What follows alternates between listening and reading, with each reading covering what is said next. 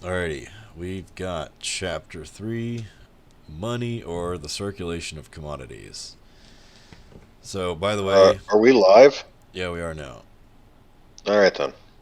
Um, so, by the way, this is the Penguin version PDF this time, so I don't constantly get lost. So it will at least help me, hopefully. So I don't know if anyone's not like married to the Engels translation. It's not too late to swap to the to this version, just so we're kind of all on the same, quite literally on the same All right, I page. can download it. Yeah, I posted it just like in the No, chat, no, just no. right there. I'm downloading it right now, Yep, and yep. it's So saying it's going to take a minute. yep, it'll be there for everybody. That way, it'll just be easier, especially when we're like calling out pages and uh, specific wordings and stuff like that. So um, hopefully, it'll be a little easier. So, what is it like? A more updated language? That's the main difference, yeah. Um, Okay. Um, it if also you has a want to get bunch of the kind of footnotes as well. yeah, I was gonna say if you want to get a sense of like the main differences, you can skim the translator's preface. It's only like 2 or 3 pages long, I think. Or no, it's not even Okay. 2 pages long. I know. Ideally, I'm going to have to get myself a physical copy of this shit because I just have such a hard time reading.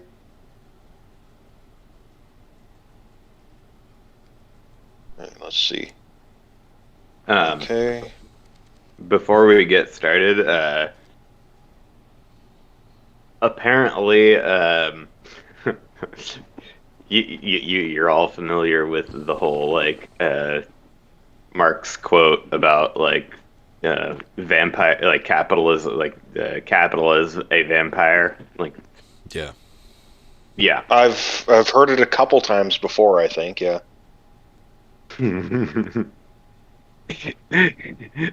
Human blood plasma is the United States' 10th most valuable export. Oh yeah, I saw the link you posted. I'm like, wow.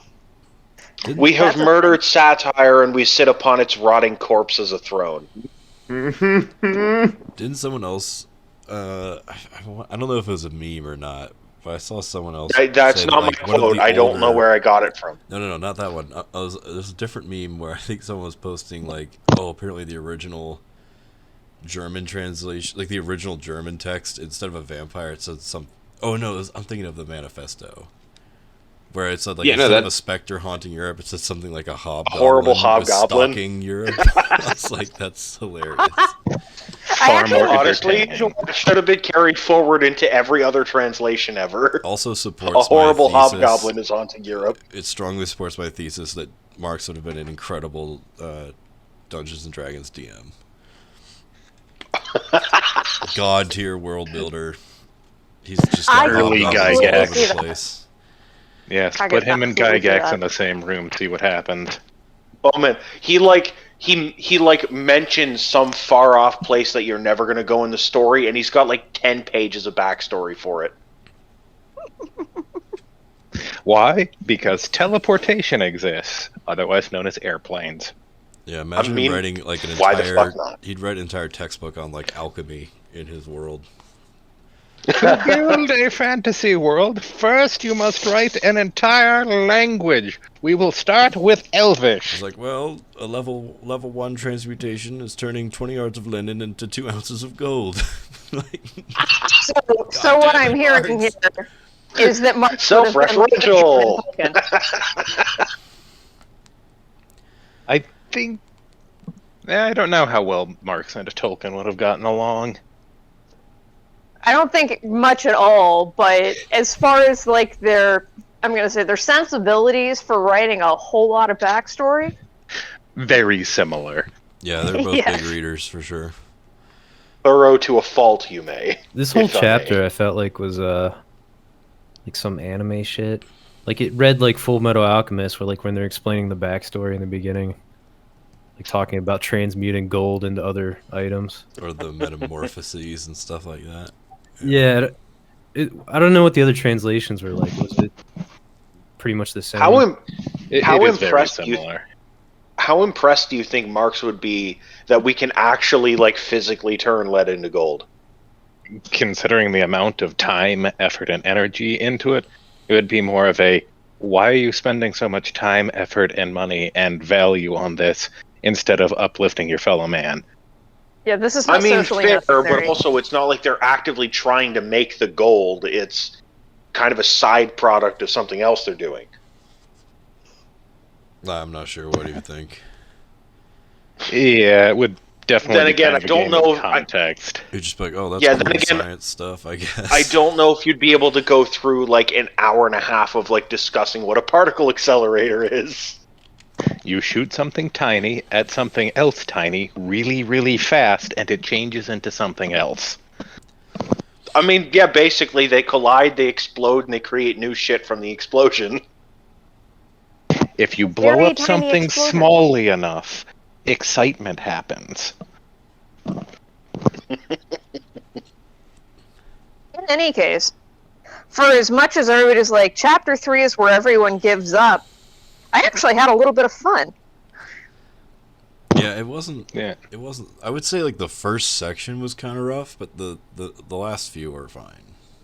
It's where we start moving wholly out of the proof, which is nice.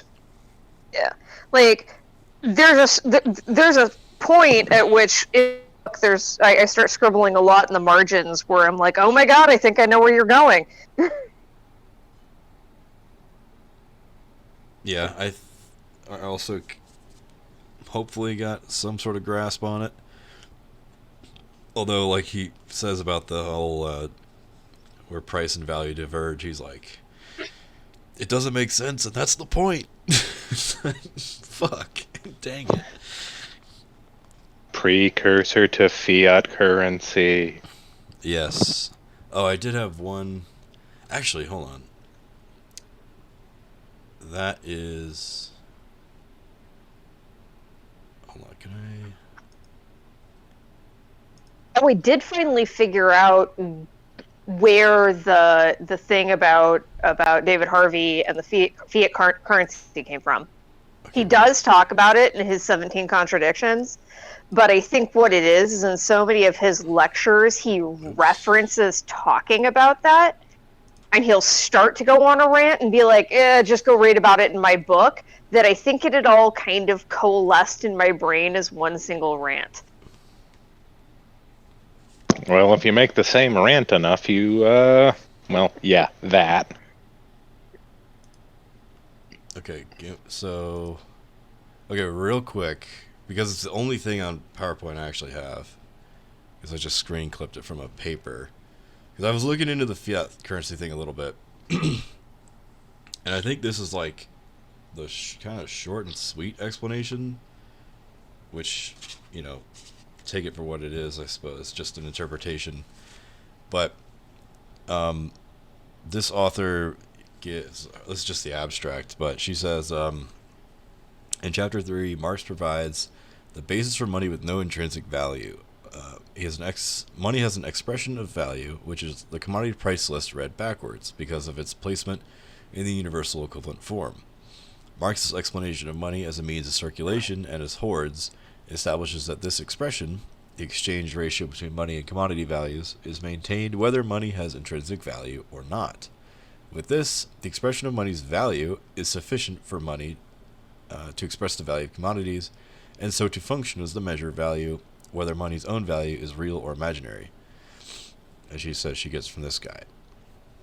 So basically, she's arguing in this paper, and I kind of skimmed some bits and pieces of it, but basically, with what Marx says, he basically lays out, okay, this is what money does, but then he basically says, like, well, historically, and especially at the time of writing, it just so happens that money does have a value because it's gold. The chosen commodity was gold, basically. And so he just runs with that as not only as a case study, but also because it was the actual chosen commodity at the time. But it's not doesn't necessarily have to be gold. it doesn't even necessarily have to have value at all. In other words, like pieces of paper that have like next to no value. They're purely representations. But basically, you know, as long as they fit the function of money, she argues that's all you need. So fiat is fine. Crypto is also fine because it's just a representation of a representation and all that kind of jazz. And it's actually kind of interesting how they actually kind of suggest that even Marx also kind of hints that especially when he talks about how they abandoned the gold, you know, even gold was standard. abandoned. Yeah, well, even when you're on the gold standard, gold itself was also abandoned eventually, right? You had to replace gold with like cheaper metals or paper notes or money of account, right? Because lugging gold around is like impractical. That it wears down. It also wears over down. time It's as easy well. to steal. Like you can, like what David Harvey was talking about in his video. You can like shave Yeah. the silver or the gold coins down and like Yeah. do that kind of crap. So basically, there's a lot And of problems with weighing like, it all the time is impractical. right. So Marx also even says like even gold as being like this perfect money commodity is still not that perfect. It's not good enough. And so basically, they kind of talk about in this paper a little bit, I think, if I understood it correctly, that the same impetus that drove capitalism to move away from like actually exchanging gold also drove them away from the gold standard and towards digitized money, and essentially like where it seems like we're going, which is almost like a cashless society where money is quite literally just like bits on a computer, basically.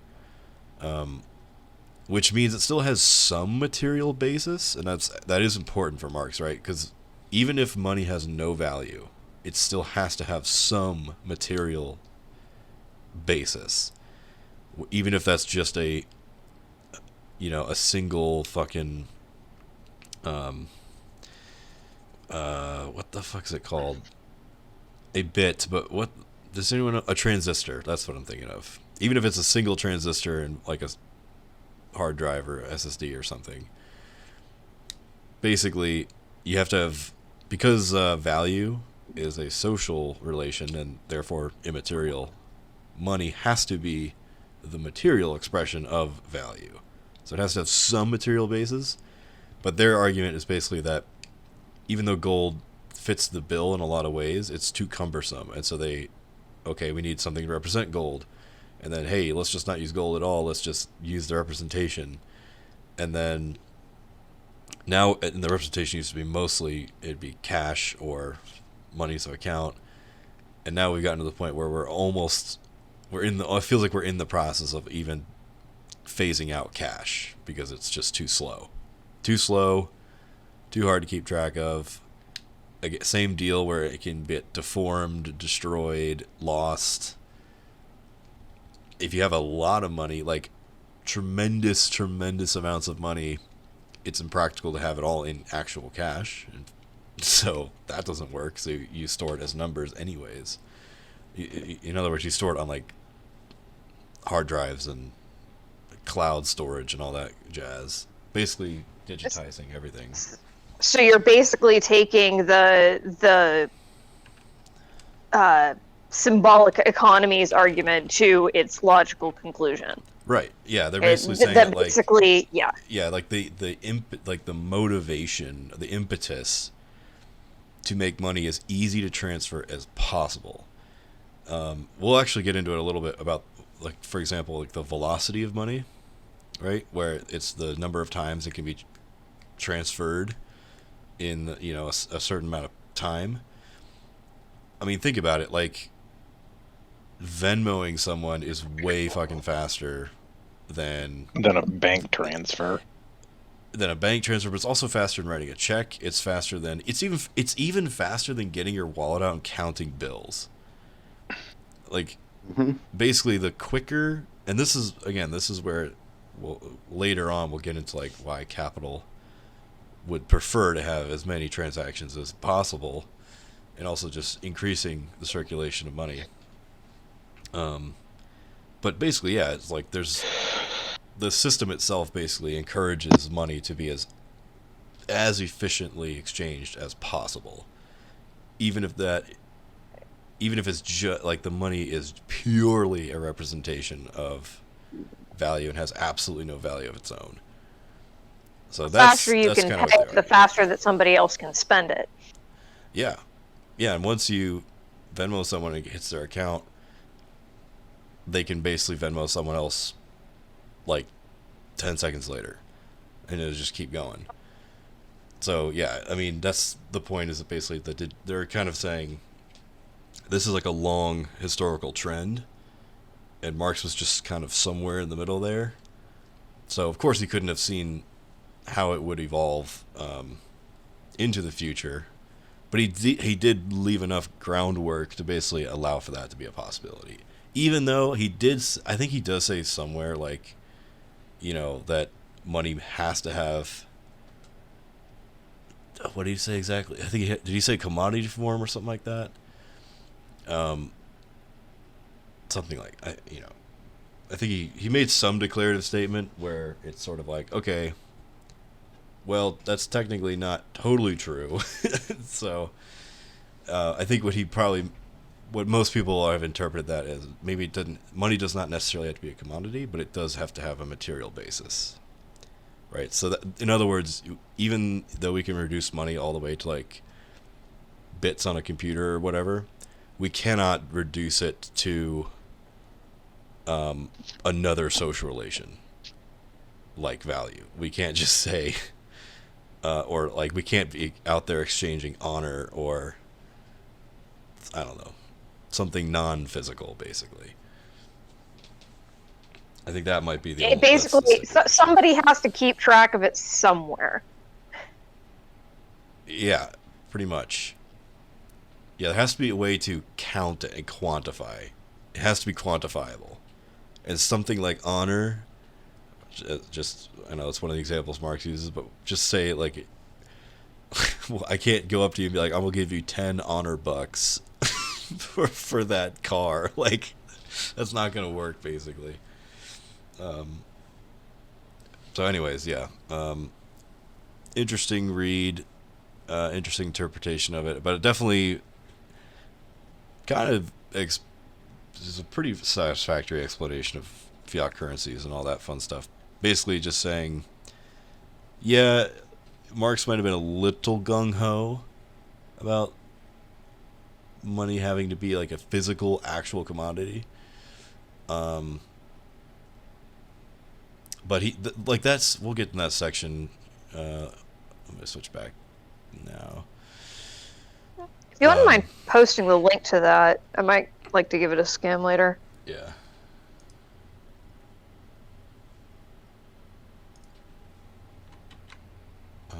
Let's see. This should be the link to it. Okay. Oh, thanks. Let me just switch Discord to back to.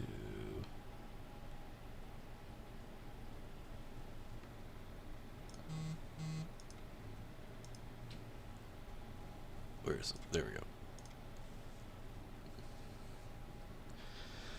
go. Okay.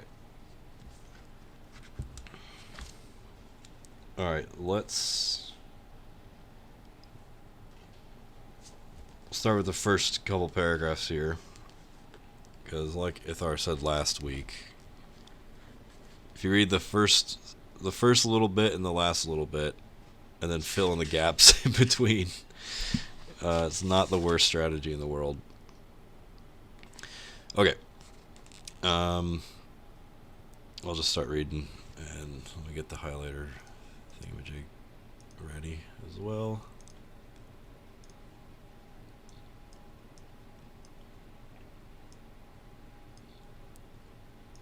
Okay. Alright, it says, throughout this work, I assume that gold is the money commodity for the sake of simplicity. So, kind of like I just mentioned, he's already saying that gold being the money commodity is an assumption, which means it doesn't necessarily have to be. The first main function of gold is to supply commodities with the material for the expression of their values, or to represent the values as magnitudes of the same denomination, qualitatively equal and quantitatively comparable. It thus acts as a universal measure of value, and only through performing this function does gold, the specific equivalent commodity, become money. It is not money that renders the commodities commensurable. Quite the contrary. Because all commodities as values are objectified human labor, and therefore in themselves commensurable, their values can be communally measured in one and the same specific commodity, and this commodity can be converted into the common measure of their values, that is, into money. Money as a measure of value is the necessary form of appearance of the measure of value which is immanent in commodities, namely labor time. So, starting with this last bit, money as a measure of value is the necessary form of appearance of the measure of value which is immanent in commodities, namely labor time. So because we are analyzing a society in which commodity production is generalized, which we call capitalism. And in capitalism, the value of commodities is a value is socially necessary labor time, which I think he's just shortening to labor time for now. He's saying that money, as the measure of value, is necessary. It will inevitably arise in this type of society in which commodity production is generalized. So that's an interesting statement, right? He's basically saying, as long as you have capitalism, you'll also have money. Okay, got that. Also interesting, and it's a fine point, but I think it's possible to get it mixed up. Basically saying commodities can't be exchanged due to money. It's not like someone said, oh man, if only I could exchange my Lenin for a Bible or whatever, right? That's the example he uses. It's not like two people are like, oh darn, we have no way of exchanging these. And then some third party said, I have the solution. It's this thing called money. You should try it out. And then they said, wow, great. Now we can exchange commodities. Like, no, that's not what happened. They were already exchanging stuff. Whether it be linen for Bibles or whatever. Commodity exchange was already going on because they are exchangeable. And only out of that social practice does money arise.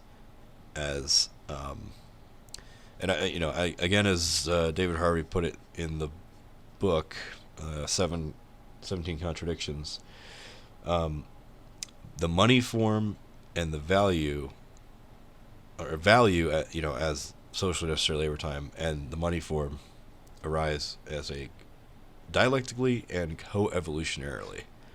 So they sort of co-evolve historically together, because they mutually complement each other. And how do they do that? Well, he explains right here that the first function of gold as a money commodity is the material expression of value. Okay, so value,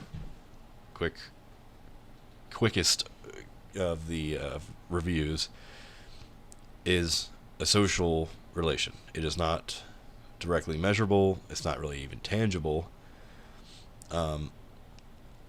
It does represent abstract human labor time, but it is abstract, so it's hard to actually measure and quantify.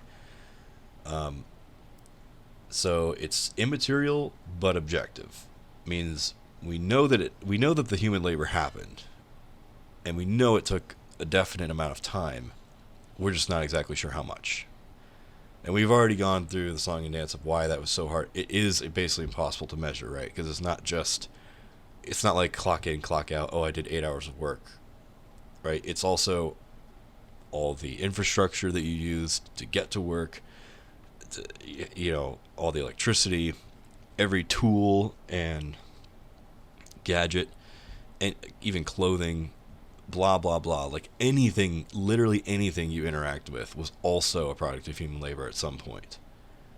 Therefore, you'd have to do this monstrous calculation of how much human labor time is actually embodied, which is not possible. Or at least it's incredibly impractical. And we'll just say for now it's impossible. So indeed, because it is immaterial but objective, we need a way of measuring it. And the only way to measure it is with something material that we can measure. We can count how much of it there is. And that is money. The thing we want to be able to count, which is as a universal equivalent, is the money form. So hopefully this is a very brief and concise review of Chapter 2, where he kind of also introduces money and also gives us, okay, this is obviously the topic that we're going to keep talking about in this chapter. And I guess we can try the Ithar method. So I'm going to skip ahead to 243. Not too far.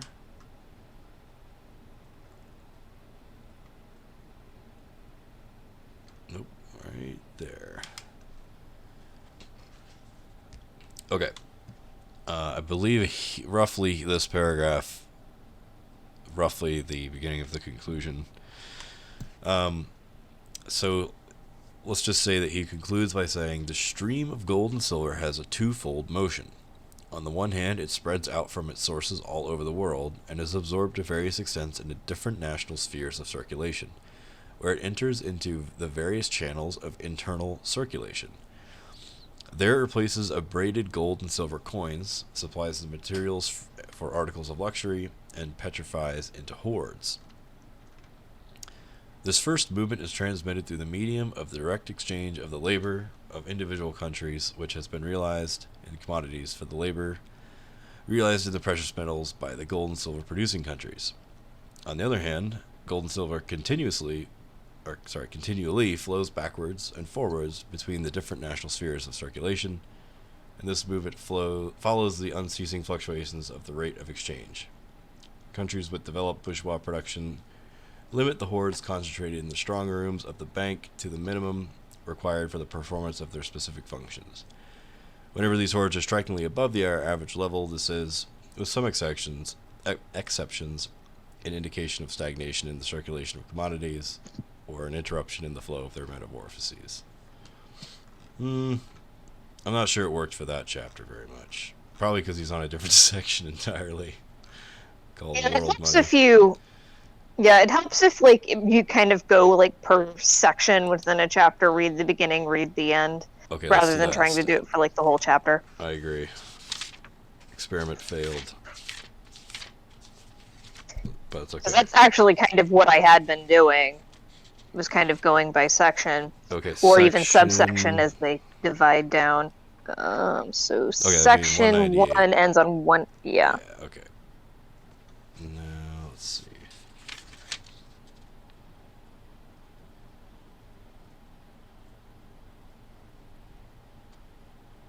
Okay, I guess it's just this little short one.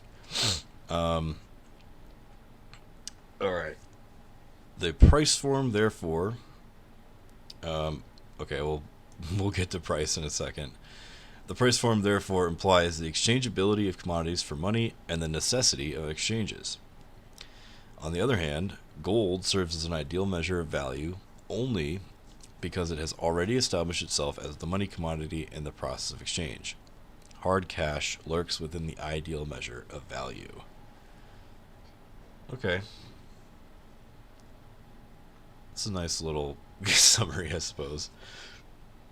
We do need a little more context because it is very short. So let me just go back to, hold on, because like I said, the first section is a little tricky. It meanders a little bit. Yeah, and that's it. This is another one of those chapters where he's simultaneously expounding on his own argument and debunking other people. So you have to sort of keep track of what he's doing and when he's doing it. Okay, so I want to start with this paragraph here, because I think the paragraph right before it is still mostly review of section 2. Anyway, so he says the price, or money form of commodities, is, like their form of value generally, quite distinct from the palpable and real bodily form. It is therefore a purely ideal or notional form. So remember, ideal and the way Marx is using it means it's the same thing as imaginary. In fact, I think, at least in this translation, they will say imaginary or ideal. And contrast ideal, obviously, with material. That is one of the core differences between an idealist worldview, like, the whole like idealism versus materialism, right? That's sort of what it comes from. And so he's saying that price is ideal or notional, like it kind of just comes from humans' brains, right? It's not necessarily objective. It doesn't necessarily come from the real world. It's mostly coming from human beings and their silly little brains. So that's the first thing that he throws out there about the price form. Although invisible, the value of iron, linen, and corn exists in these very articles. Okay, let's break that down really quick. So, although invisible, now, I think the way David Harvey explains it is he would say immaterial instead of invisible, but it's the same meaning. And then Marx is using it the same way. He's saying that the value of iron, linen, and corn, okay, so the value of some commodity is invisible. It is immaterial. You cannot touch it. You cannot measure it. But it exists in these very articles. It does exist. It is real. It is objective. Right? That is something about value that is different from price. Value is real, is objective. It's just not material because it's a social relation. But prices are idealist or ideal in that as a adjective, basically meaning imaginary. Prices don't have a basis in the real world. They have a basis in human brains. And that is, I think that just he's starting us out this way to prepare us for the inevitable conflict between price and value. Okay, so he's getting ahead of it now. He's laying some groundwork. This is initially one of the reasons they are not the same thing. Okay, let's continue. Although invisible, the value of iron, linen, corn, aka any commodity, exists in these very articles. It is signified through their equality with gold, even though this relation with gold exists only in their heads, so to speak. So, the relation with gold exists in their heads is basically saying it's a social relation. So it is. That means it exists, but it exists as a relationship between two human beings, or a lot of human beings, for the most part. So that's another kind of a roundabout way of saying it's a social relation. Value is a social relation. So hopefully we got that. We're good on that point. The guardian of the commodities must therefore lend them his tongue or hang a ticket on them in order to communicate their prices to the outside world. Since the expression of the value of commodities in gold is a purely ideal act, we may use purely imaginary or ideal gold to perform this operation. And again, as Anatoly has also mentioned, the footnotes in this version are actually quite helpful in certain situations for just either clarifying things, or you'll see there's actual like notes from Marx himself, who's like being more specific, or just explaining like citations and stuff like that. So this is a nice version because of that. But again, they're putting a little asterisk to ideal to mean, in other words, it is an act which takes place entirely in the mind and involves no physical transaction. And this is kind of coming back to the whole fiat currency thing that I was just prefacing with. Because if the expression of commodities is an ideal act, you can either use purely imaginary or ideal gold just as easily as real gold. You know? Why not? Whether you say, oh, this thing is worth 1 ounce of gold, or this is worth 1 ounce of magic dwarven gold, it's like, okay, cool. I just came up with both of those on the spot. They're equally products of my imagination, in other words. All right, let me continue here. He says, every owner of commodities knows that he is nowhere near turning them into gold when he has given their value the form of a price or of imaginary gold, and that it does not require the tiniest particle of real gold to give a valuation in gold of millions of pounds worth of commodities. In its function as a measure of value, money therefore serves only in an imaginary or ideal capacity. Let's highlight that.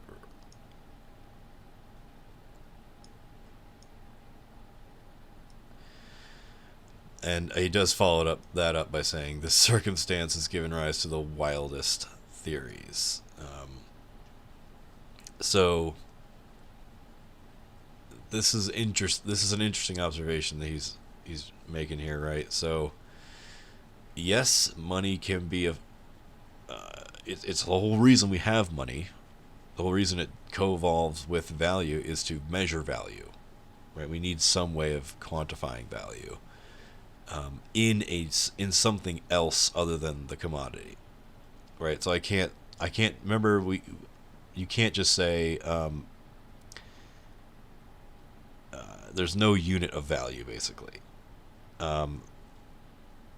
There is, well, okay, technically there is abstract labor time, but because it's too hard to measure, we have to measure it in the form of another commodity that we're exchanging it for. And money is this universal equivalent commodity that we exchange it for. And the amount of money corresponds, well, it's supposed to correspond to the amount of value something has, but the actual number we give is unfortunately imaginary or ideal.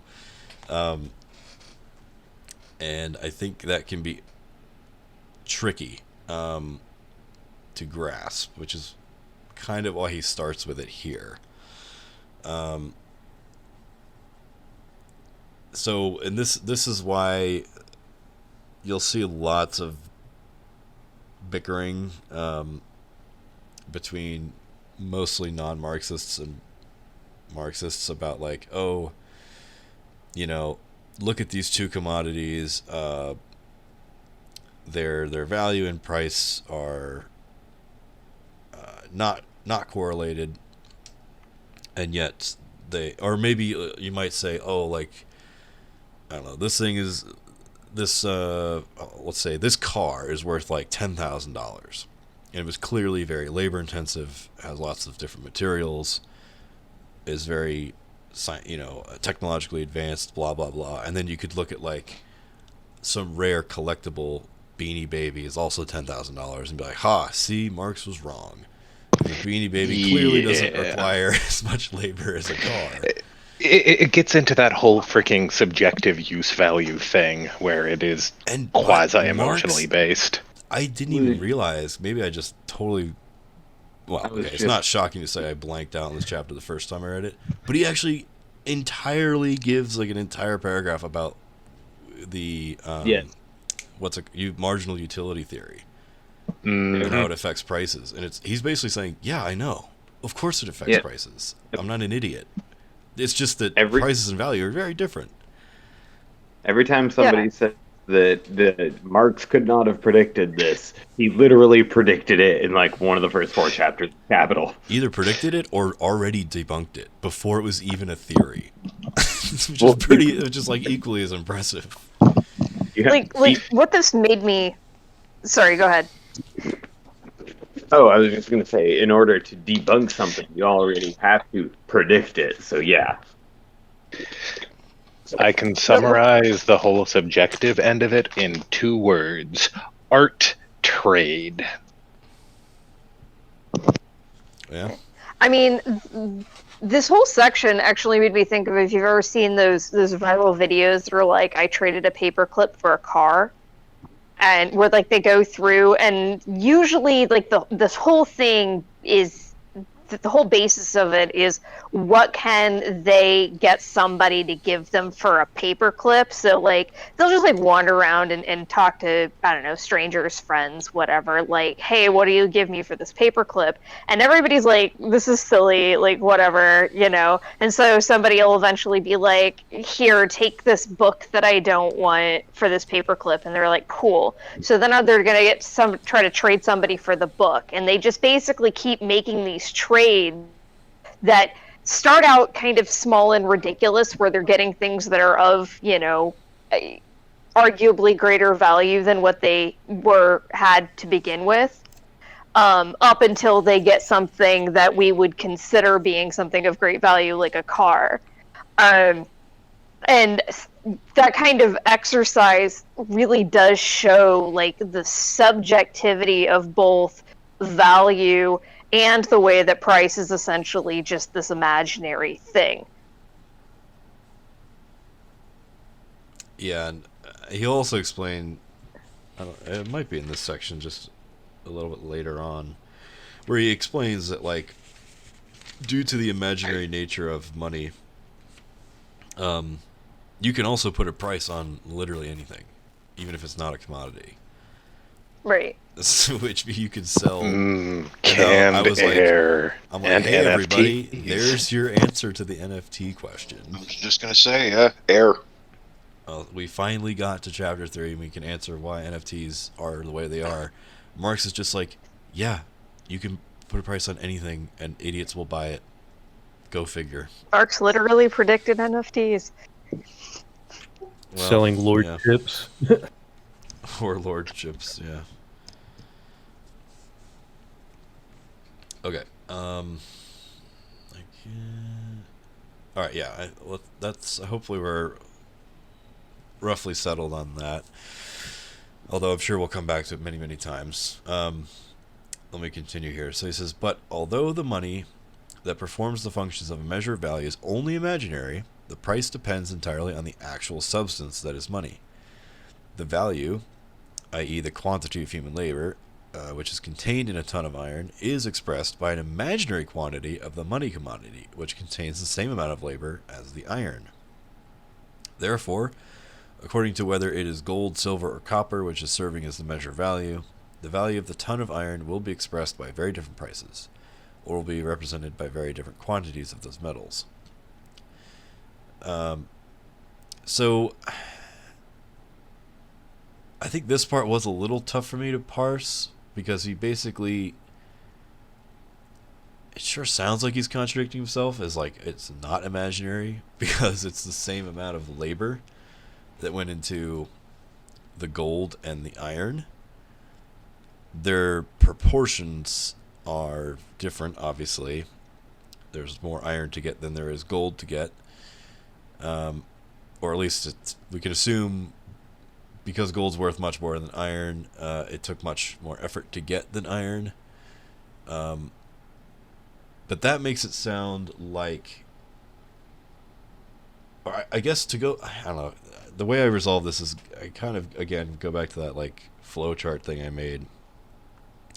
But basically, like, if me and somebody else, Ithar's got some gold, and I've got a whole bunch of iron, and we both approach each other in the market looking to trade. Ithar knows how much, like, approximately how much effort he put in to get the gold. Let's just pretend like we're both miners. And I know roughly how much effort I put in to get my iron.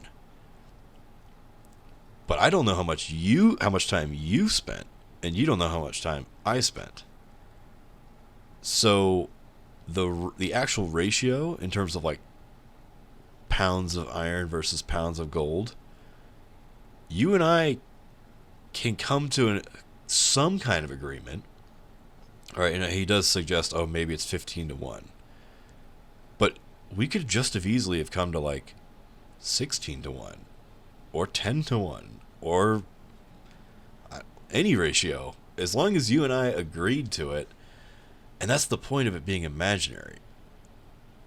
Because fundamentally, it's just two human beings agreeing on the ratio of exchange at the end of the day.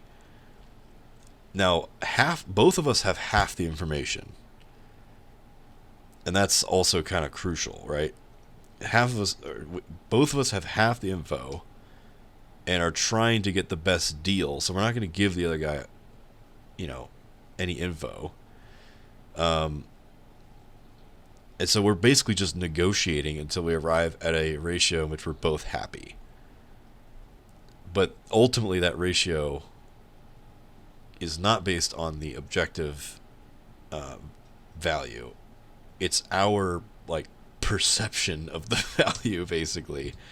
Which It's I think is subjective. why, a little bit, yeah. The price we're both arriving to is we're both coming up with a number that sounds good.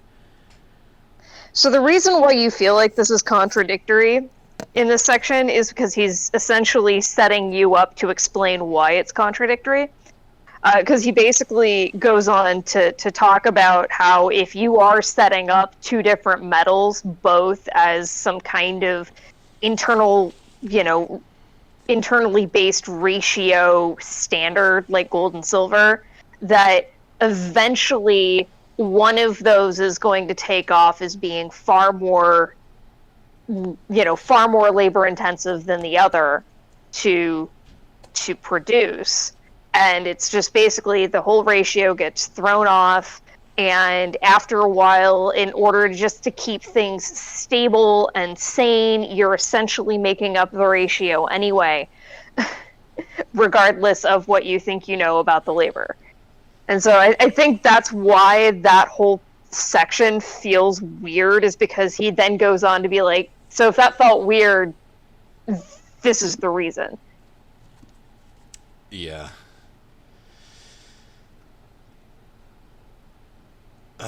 Let's see. This one's not... He does that a lot, where it's like he tries to lead you to like a conclusion, where he starts out and he's like, let me explain this process historically, and then he's like, this is why it's bullshit. Yeah, but in this way, you're reading it and you're like, wait, it can't work that way. And then you go down into the next paragraph, and it's exactly, and he's like, yes, you're right, it can't work that way, and here's why. Because he says, if therefore two different commodities, such as gold and silver, serve simultaneously as measures of value, all commodities will have two separate price expressions. And then he says, every alteration in this ratio disturbs the ratio between the gold prices and the silver prices of commodities, and thus proves, in fact, that a duplication of the measure of value contradicts the function of that measure. And then I'm not going to make everybody read the entire footnote here, because he kind of goes into this wild history of like how that actually was broken in reality. But the last sentence of footnote 4, where he says all the experience of history in this area can be reduced simply to this fact that where two commodities perform by law the functions of a measure of value, in practice only one maintains that position. So it's kind of, he buried a really important conclusion in a footnote, along with, if you're a history nerd, what is kind of an interesting little history of the dual gold and silver standard in international trade in the 19th century. But it's basically saying that, you know, regardless of what two metals or what two commodities you choose to be essentially like your dual standard, you're going to end up with still one really being the standard and the other one just being like this imaginary standard. Right, like silver's still subservient to gold, basically, at the end of the day. Alright, skip a little bit here for this paragraph. Alright, so it starts out by saying, as a measure of value and as a standard of price, money performs two quite different functions. So he's starting us off on another one of these classic dualities. It is the measure of value as the social incarnation of human labor. Alright, we got that part. It is the standard of price as a quantity of metal with a fixed weight. Okay. And as the measure of value, it serves to convert the values of all the manifold commodities into prices, which is into imaginary quantities of gold. But as a standard of price, it measures those quantities of gold. The measure of values measures commodities considered as values. The standard of price measures, on the contrary, quantities of gold by a unit quantity of gold, and not the value of one quantity of gold by the weight of another. So, in other words, you're not saying, I think what he's saying in this last part is you're not saying, like, you can't basically say 1 ounce of gold is worth 1 ounce of gold. Like, no. You can't use a commodity to measure itself, basically. Yeah. That's why, I think he does explain that earlier in either chapter 1 or 2, right, where he's like, there's a distinct split between money and commodities, even though money is a special commodity. It is distinct from other commodities because you cannot. Well, I guess that's a characteristic of any commodity, but including money, which is that you cannot say the value of 1 ounce of gold is 1 ounce of gold. I guess a meaningless statement. Okay, for the standard of price, a certain weight of gold must be fixed as the unit of measurement. And in this case, as in all cases where quantities of the same denomination are to be measured, the stability of the measurement is of decisive importance. Hence, the less the unit of measurement, which is, he says here, is gold, is subject to variation, the better the standard of price fulfills its office. But gold can serve as a measure of value only because it itself is a product of labor, and therefore potentially variable in value. Yeah, so he's basically walking through these dual aspects, right, as measuring value on the one hand and being a standard of price on the other. So standard of price, remember, is just some quantity of gold, which he keeps saying is measured, where do you say it? As a a certain weight is going to be fixed as the unit of measurement. So an ounce, a pound, whatever. But the price is ultimately just talking about a certain amount of gold. But a measure of value is saying that amount of gold is the value of some other commodity, or potentially all other commodities, in some amount. So yeah, that's sort of the dual aspect there. All right, what else?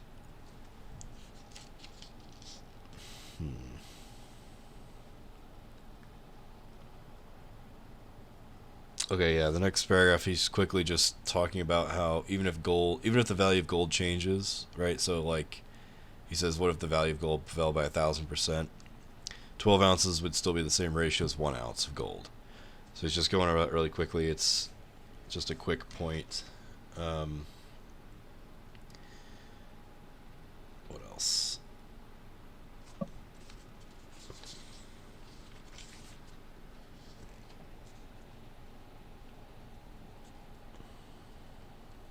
Okay, apparently I skipped quite a few paragraphs here.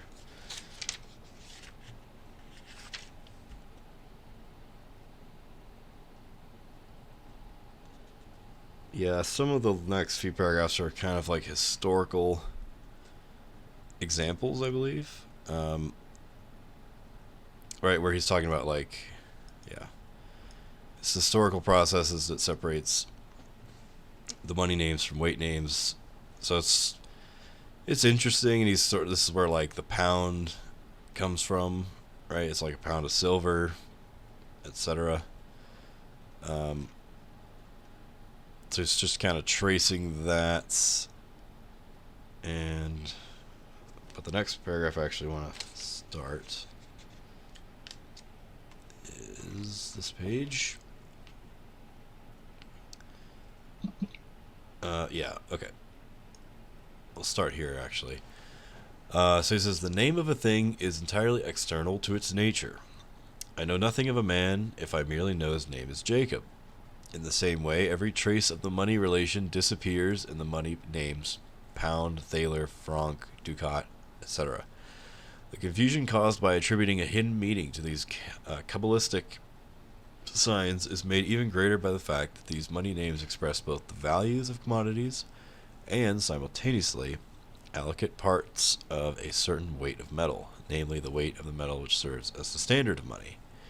On the other hand, it is in fact necessarily that value, as opposed to the multifarious objects of the world of commodities, should develop into this form a material and non-mental one, but also a simple social form.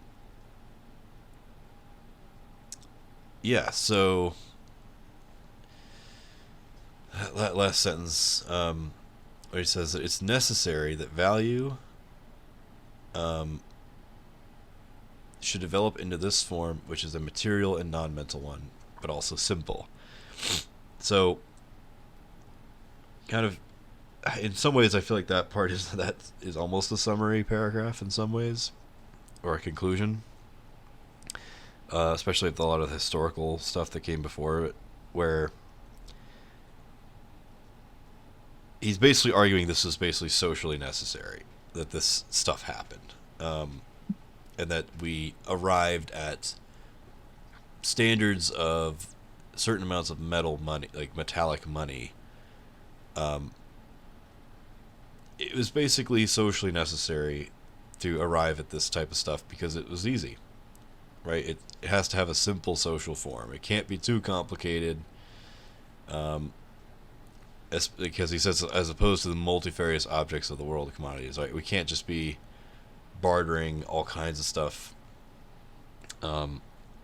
because it eventually would get way too complicated, and chopping up little pieces of metal was way easier to do instead, as like a social practice. But he also says it had to be material and it had to be non-mental.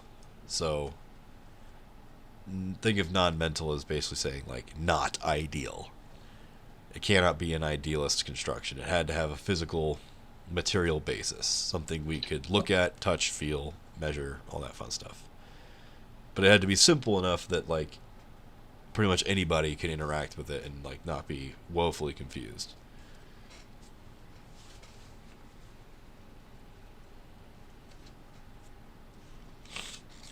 All right. And then, honestly, the very next paragraph after that, I also have noted as an important one. It's bulky. It's basically a whole page, but there's some good stuff, especially towards the end of it. Alright, so he says, price is the money name of the labor objectified in a commodity. Okay, great. Hence, the expression of the equivalence of a commodity with the quantity of money whose name is that commodity's price is a tautology.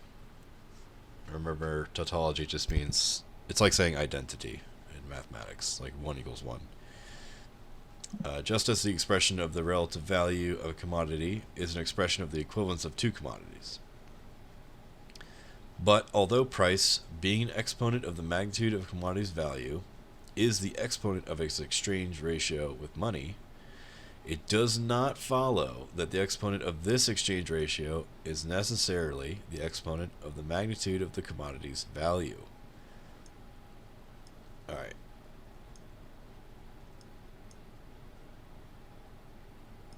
I noted this as to be pretty important. Mainly because, you know, anytime you basically say, like, it does not follow, you're noting something big. So, okay. He says price is the exponent, which I believe is like saying the expression. Pretty sure that's what it means in this context. Price expresses the magnitude of a commodity's value. Okay. Sure. Which also, he's saying it's also the way of expressing the exchange ratio with money. Right, so that might be 1 pound of iron for $10 or something. That's what we recognize as a price. He's saying, okay, given this as a price that we all recognize, it does not follow that the way of that the expression of the exchange ratio is necessarily the expression of the magnitude of the commodity's value.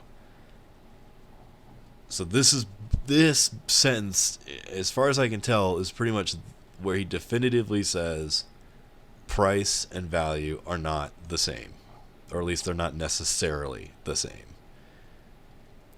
If anyone's reading that differently, speak up, but I'm pretty sure that's like the sentence where he essentially makes that statement like the most clear. And he's hinted at it several times up till this point, and this entire paragraph is a huge transition point from proof to everything else in the book. Yep, and he will elaborate on this as we keep going, but yeah, if you or maybe another comrade encounter that common misunderstanding of like, oh, price and value, what's the difference, or like, why are the price and value seemingly diverging, just point to this, basically. Say, yeah, even though price is our way of expressing this, it doesn't necessarily need to be 100% correlated to the commodity's value. Unfortunately or not, they're not necessarily the same thing. Okay, so let's keep going. He says, now this is a quick example, I believe. He says, suppose two equal quantities of socially necessary labor are respectively represented by a quarter of wheat and 2 pounds. Meaning, he says a half an ounce of gold, let's say. 2 pounds is the expression in money of the magnitude of the value of the quarter of wheat, or its price. So remember, the expression of its magnitude of value is not necessarily correct. It doesn't, it's not somebody came up with that price. Some human being with imperfect knowledge came up with the price of 2 pounds. Okay? If circumstances now allow this price to be raised to 3 pounds, or compel it to be reduced to 1, then, although 1 and 3 may be too small or too large to give proper expression to the magnitude of the wheat's value, they are nevertheless prices of the wheat, for they are in the first place the form of its value, i.e. money, and in the second place the exponents of its exchange ratio with money. So even if 2 pounds is the correct value of wheat, yeah, I did turn Nikolai down. He's basically an old man nap time. He definitely fell Another- asleep. He is snoring. I thought I think heard this somebody room- snoring. I just turned him down though, in case he wants to butt in again. Okay.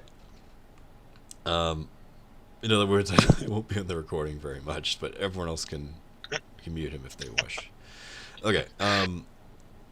So whether 2 pounds is, correct or not, let's say, there's other things, other circumstances, right, where maybe you can get away with making it 3 pounds, or, man, it's a tough market for wheat right now. I gotta bump it down to 1 pound.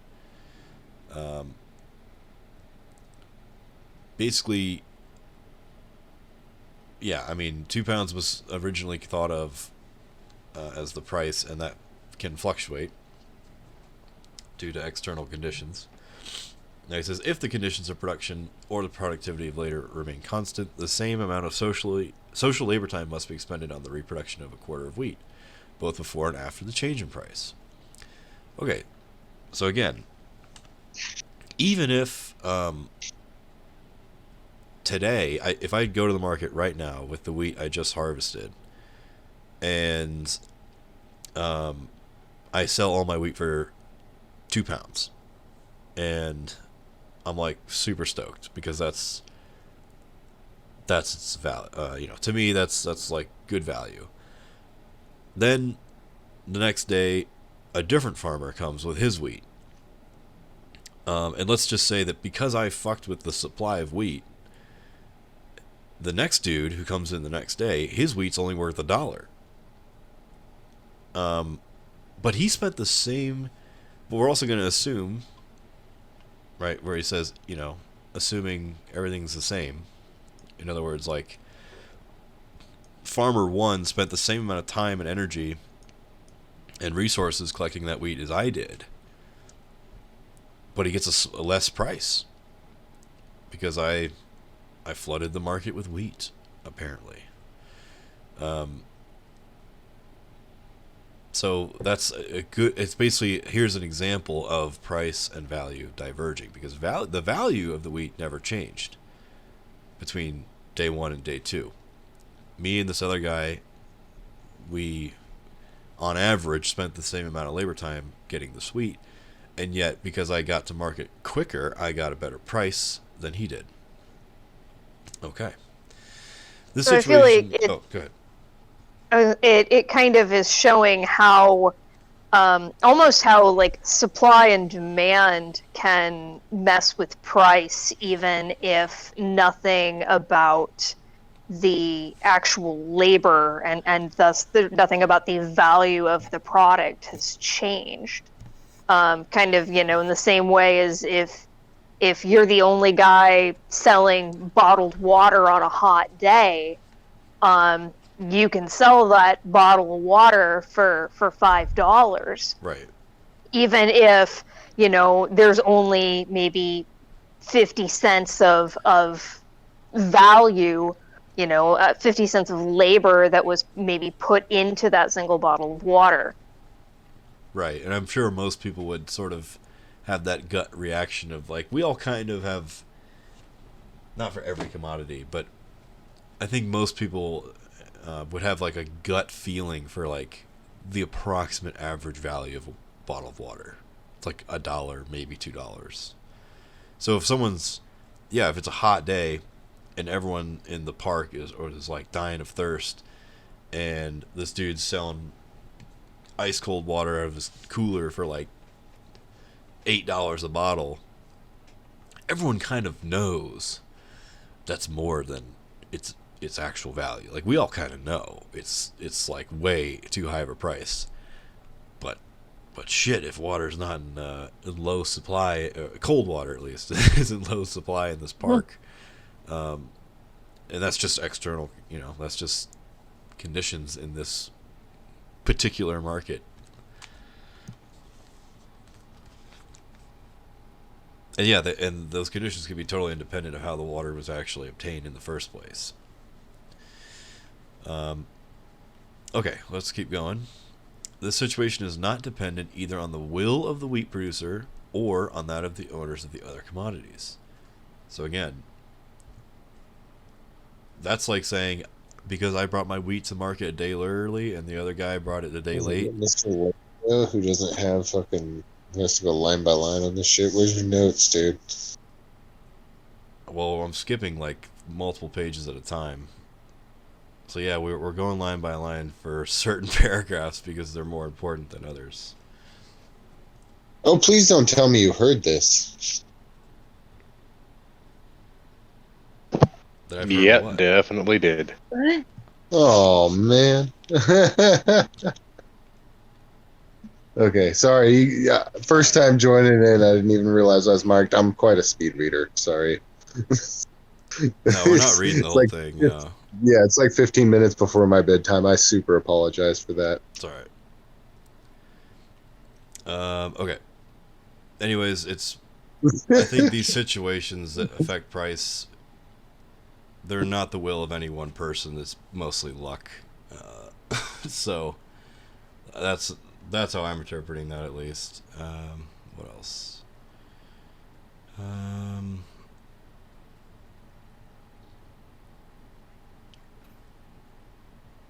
Okay, yeah, here we go. So the possibility, therefore, of a quantitative incongruity between price and magnitude of value, which is the possibility that the price may diverge from the magnitude of value, is inherent in the price form itself. This is not a defect, but on the contrary, it makes this form the adequate one for a mode of production whose laws can only assert themselves as blindly operating averages between constant irregularities. So he's concluding this paragraph talking about this weird divergence by saying it's not a defect, it's a perk, at least for this mode of production. Because, and this, I mean, some ways, I'm thinking of it in terms of that feedback loop, right? And feedback loops like it.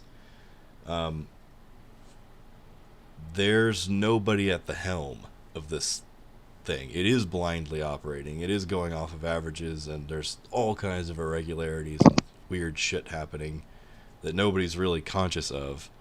So having the price form be able to fluctuate more freely than the value form, because remember, the value form's pretty objective, but the price form is whatever. It's imaginary. It can fluctuate all day long, and indeed it does. He's basically saying that's a good thing, because there's so much crazy shit happening that no one person can keep track of. The price form allows things to still get sold.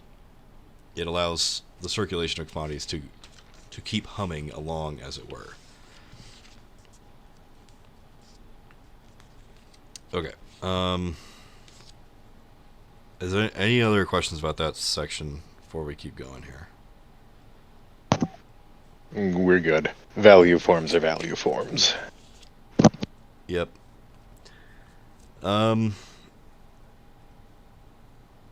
Yeah, I don't have too much more on that section. We kind of already did the whoops, where'd it go? Yeah, the 197 is the little bit where he's talking about how you can commodify things that are not values. Yeah, here we go. This little line. There's your NFT line, everybody. So, yeah, so he basically says, like, it follows from this incongruity that you don't, because your value and your price are not related, or I mean, they're related in some way, but they're not congruent, that's the word. Why not have something with a value of 0 with a price of non-zero? I mean, that's just as incongruent, isn't it? Yeah, it is. So why not sell something that was fucking zero value for non-zero dollars? Cough, cough, NFTs, basically. And so forth, sprang the Board Ape Yacht Club. Right. Let's not forget the bit of coins. But he basically is also saying, like, okay, you can sell something that has no value in it, and it has no value because no human labor has been expended within it or upon it. But the reason why you can put a price on it is that it's like a shadow price of human labor. Basically, labor was put into something else that kind of looks like that. So let's just kind of pretend these two are the same thing, and we just go off that price. Yeah, I think that shadow labor point definitely makes more sense for land, what he says right at the end there. Because if it's just raw, uncultivated, untouched land, I'm sure anyone in the chat who's ever, like, even looked at real estate knows that you could have the shittiest plot of land that's worth a ton of money, and you're like, well, what the hell? Nobody's touched that in years or maybe ever, and you might be curious why it still has a price. Well, I think at least for land, it is largely speculative, where you're basically you're not putting a price on it because there's already labor objectified in it, right? Maybe there's no buildings. Like a building would be a good example of objectified labor. But maybe the land has potential to have a building in the future, and therefore it could be the object of human labor, and therefore you're sort of speculating on price. So land speculation, that's a thing. Yeah, but that's a forward-looking. That's like a forward-looking theory of price, as opposed to kind of like not like a backward-looking, but basically comparing, something that looks similar that has had human value or human labor value put into it, and it's like. Maybe you're looking at like two very similar pieces of land, like one right next door or something like that. But at the same time, you could be like, okay, yeah, so I could work that land the same way, or it's about the same size or whatever. So those are going to be worth about the same thing. And so to a degree, like for something like that is entirely made up, like an NFT or a Bitcoin, or something like that, you're looking at this and you're like, well, if you squint, that's really similar to, like art. And that art, and then some art like that was worth this at one point. So I'm just going to like pretend this is the same thing and put that price on it. Speculative investment. Everybody's favorite. Delicious. I was going to say, art almost makes more sense to me than something that's like completely useless or like valueless. Because like art, somebody obviously spent some effort on it. Well, exactly. Art has labor in it. Right. So it's you're like, oh, could art is kind of socially necessary. It's but if you have like. It's really hard to say how much it is. But if you have, say, like, you have a computer-generated NFT of some sort. Yeah. Maybe it's art. Maybe it's an NFT of art. No human labor went into that one specific NFT, let's say. But it looks a lot like this other thing that human labor went into. So we're going to pretend, we're going to that it has comparable value, right? Yeah, right, and hang the same price on it. They are one of a kind, especially if it's like an original. So that like a social average wouldn't make any sense. Like, I mean, it'd just be exactly how much time it took to make the art, I guess. So yeah, there's no way to compare it because there's no averages to use. So I guess you're right. You just look at another pleasing painting and be like, well, what did that one sell for? I don't know. it's that much, I guess. So art speculation runs into that speculation issue eventually, and then the whole laundering of money because it now becomes a freaking casino. That does make sense why it I mean, would be just- so easy to launder, because you could just be like, oh, Arbitrary you plebeians- value you assignment. Yeah, you plebeians wouldn't understand. This is so valuable. It's like, okay. I Well, mean, take a we look actually- at the freaking dot guy who does like 2 to 3 pieces of paint on a blank canvas and then sells them for 2 to 3 million. It's like, you have some very rich backers. And then I think we saw an outcropping of this in the retro video game market too. Oh. Yeah, because it turned out people were, or there was like a small group of companies that were buying and selling the same video game collections, increasing the price each time. I don't know. I'm probably explaining it badly. No, you're doing just fine. It's basically the game of they monopolized a corner of the market and then sold it to another company to increase the value, so when they got it appraised, it would have some obscene attached to it. Also, I believe praise as well. Like I think they were in cahoots. Yeah, it basically becomes a game of rich guy mambo of who is the one assigning value to this at the end of the day. Mm-hmm. I was gonna say that. I guess you could kind of connect it in some ways to like intellectual property, which, if you think about it, is basically the buying and selling of ideas, which may or may not have been put into practice. So you could say that they're, if not valueless, very, very little value. In other words, like it didn't take a human being like that long to think of something. And yet you can buy and sell intellectual property for quite a bit of money, but it's not because of the labor embodied in it. You're also speculating on like how much monopoly rent you can get off of it. So in some ways it has parallels to land speculation in that way. Right. In any case, that little paragraph there does, I think, again, set you up for some things that he's going to dig into more later. Yeah, I think so. All right, let's do some metamorphosis stuff. This section's like super wordy, but it's not that hard. Like, I don't know if anyone feels similarly, but I was like, dude, Get on with it. this could have been so much briefer. Like, I know he's capable of writing more succinctly than this. Right. Well, because, like, where he talks about the metamorphosis of commodities and then goes into the circulation of money, he's essentially talking about the same thing, just in two different directions. Yeah, a little bit. The wherefore and the why for.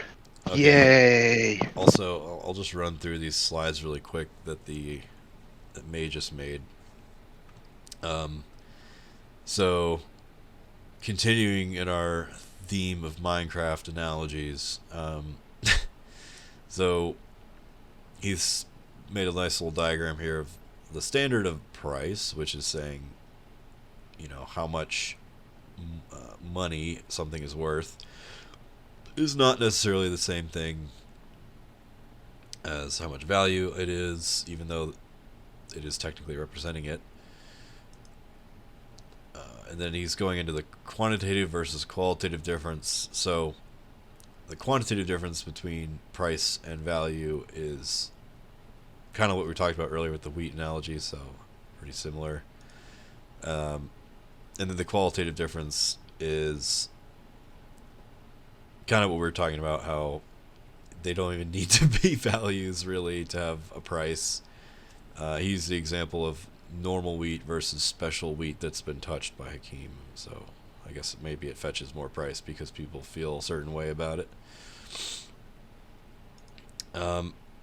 It's e-girl bathwater, but Minecraft. Honestly, though, a little bit. Yeah. Well, now that thought's in all your heads, and now you're gonna have to deal with it. Just add it to the list of things we need to tell Marks about if we ever resurrect him. Sorry, Carl, we gotta tell you about this tragedy of e-girl bathwater. Anyways, let's try to compress the entire second section into this slide. I mean, I highlighted a couple things I might want to just briefly, like a few sentences. But a lot of this is going to be expounded on in much more, in my opinion, meaningful ways in the next few chapters when we get to the general formula for capital. So, for now, Marx is formally establishing the quote-unquote first metamorphosis, which is exchanging a commodity for money, which is a sale for this guy and a purchase for this guy. The second metamorphosis is an exchange for money for another commodity, which means it's a purchase for this dude and a sale for this dude. So what Marx does confirm is that, of course, CM is always going to be MC for the other guy. So if I'm Mr. Wheat Dude, I'm selling my wheat for money. Well, by necessity, this dude is purchasing my wheat for money. So yes, purchases and sales are one and the same act as an interaction between two people. That's fine. And when you string them together into what he calls the complete metamorphosis, going from one commodity to another, this is how money serves as a medium of circulation. So how do you... Alright, so ultimately, Mr. Wheat sold his wheat, got a diamond, took his diamond, found a dude with a block, and bought the block off him. And he has successfully changed wheat into a plank. And that is the CMC circuit, with which we will probably become very acquainted over the next few weeks, I'm sure. Let's see.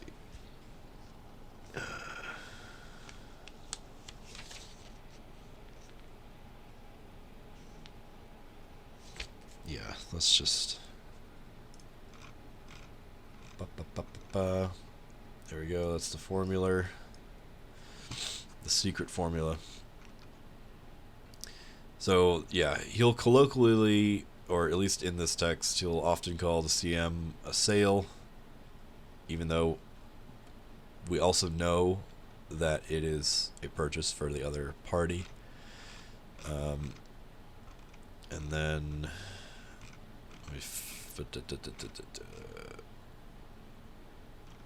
Wait, did I... No, I guess it's coming up. But here we go, yeah. In other words, a sale is a purchase. CM is also MC. They are one and the same.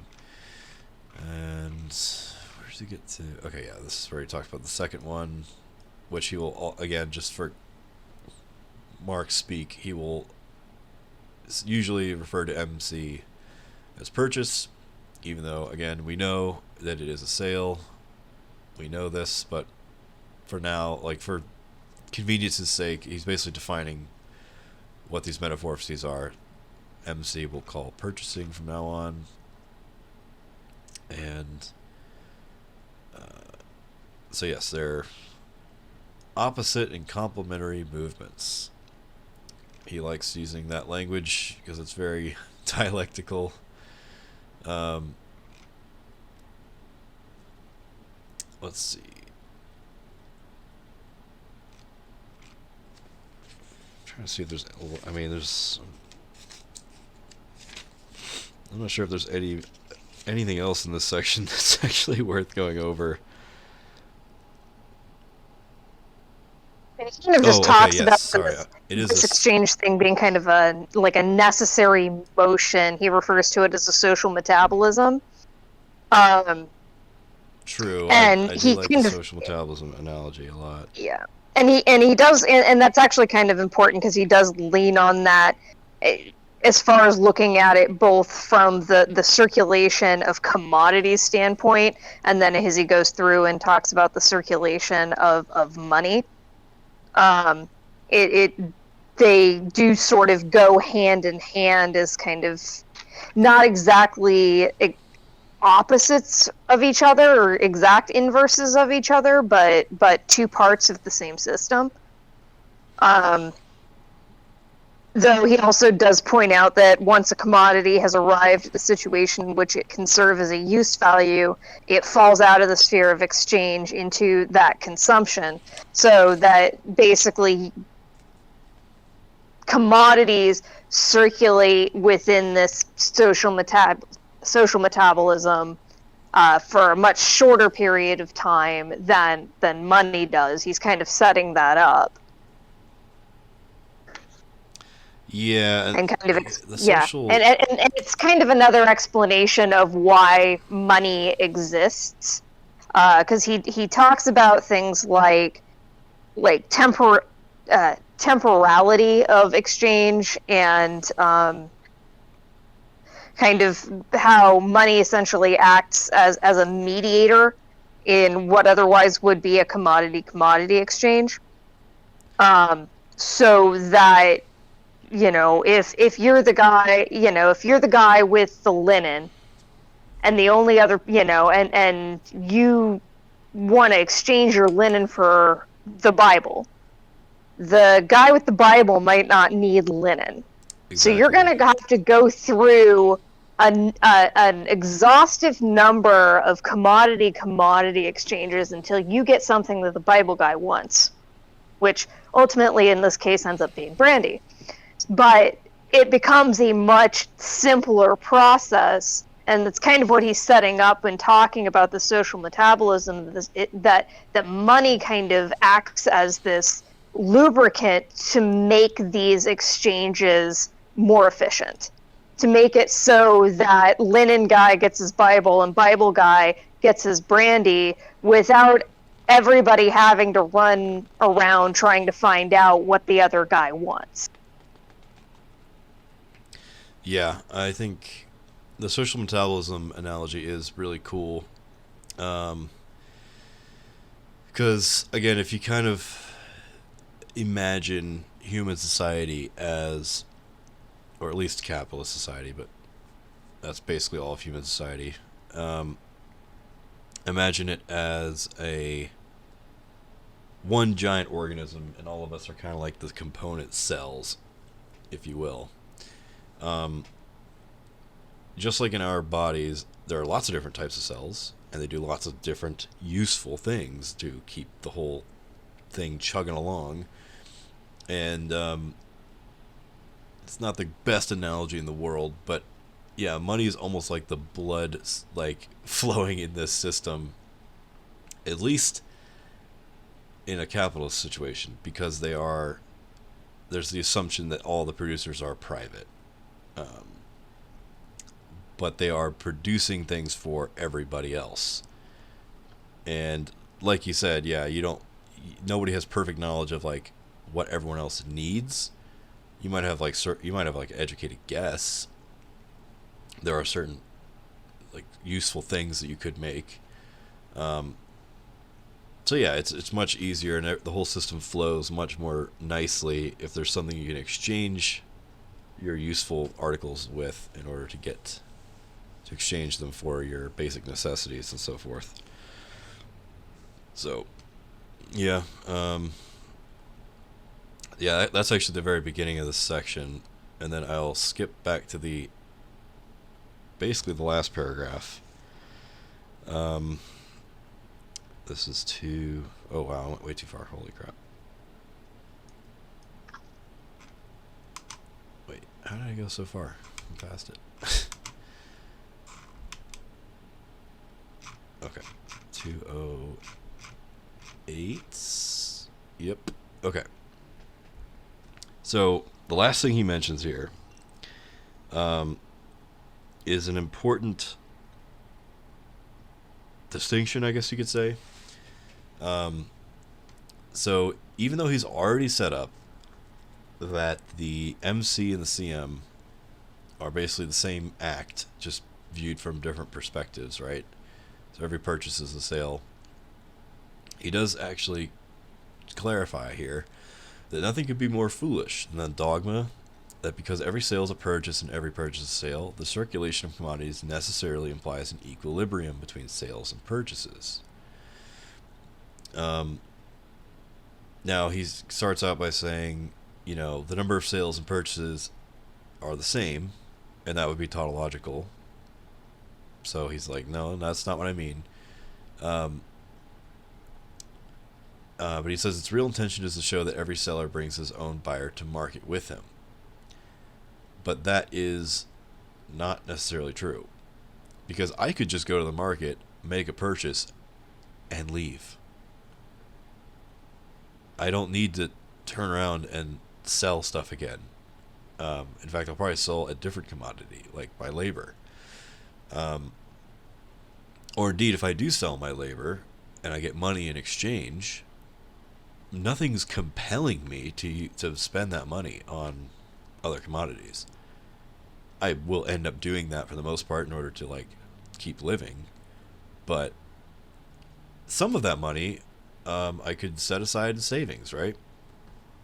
I'm not compelled to buy another commodity with it straight away. And so he's basically retorting some older political economists, you know, which is mentioned here. Is he talking about something else?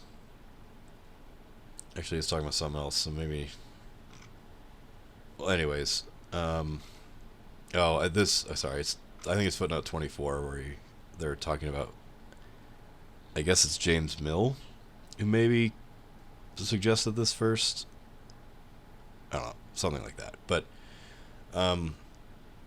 this is sort of setting up getting into hoarding later, because it's very possible to just acquire money through sales and just hold on to it, or well, basically that would be the most common situation, because it's kind of hard to just do only purchasing, because you will eventually need to refill your reserves of money. So for the most part, I think this is sort of leading us to some hoarding. But the other point is that he's also setting up crises, which is maybe more important. Because essentially, if the original arguments that some of the other older political economists were trying to say is basically they're trying to argue that there can never be crises of overproduction that are generalized. Like generalized crises were not really possible. You might have crises in like particular industries, right? So I mean, imagine like a famine or some blight like wipes out a crop, like wheat. It wipes out the wheat in your region, and there's a very, very poor harvest, and the whole industry really suffers in a sort of crisis. They were saying like, oh, that's possible, sure, but there could never be a general crisis, especially due to the nature of commodity circulation. But Marx is saying, hold on a second, let's not get ahead of ourselves. That's not necessarily true. Just because every sale is a purchase doesn't mean they're totally balanced, because you can always just in money, I think especially makes that, even though it is that lubricant that allows exchange to happen on a massive scale, it's also kind of leads to more, almost as many issues as it solves. I think is one way of putting it. Yeah. Harvey goes on an interesting sort of digression on this, because there's a footnote under a little. It's actually a little star footnote on 210, where he's talking about this idea that no general crisis is possible, and it comes from some theorist called Say that Ricardo kind of adopted his ideas of, and then goes on to kind of criticize him both in the footnote and also back on 209. And Harvey kind of goes on this digression that Malthus and Sismondi, who I guess were somewhat contemporaries of Marx, kind of agreed with him on the idea that such a crisis was possible. But that most of the economists of the day agreed with Say and Ricardo, and economists really honestly thought that Malthus and Sismondi and Marx were just being way overly dramatic and doomsaying about this, until of course we get to the 1930s, and well, that happens. And then Keynes apparently wrote a series of essays from a practical perspective in the 30s to basically say, hey, they told you so, and you thought they were crazy.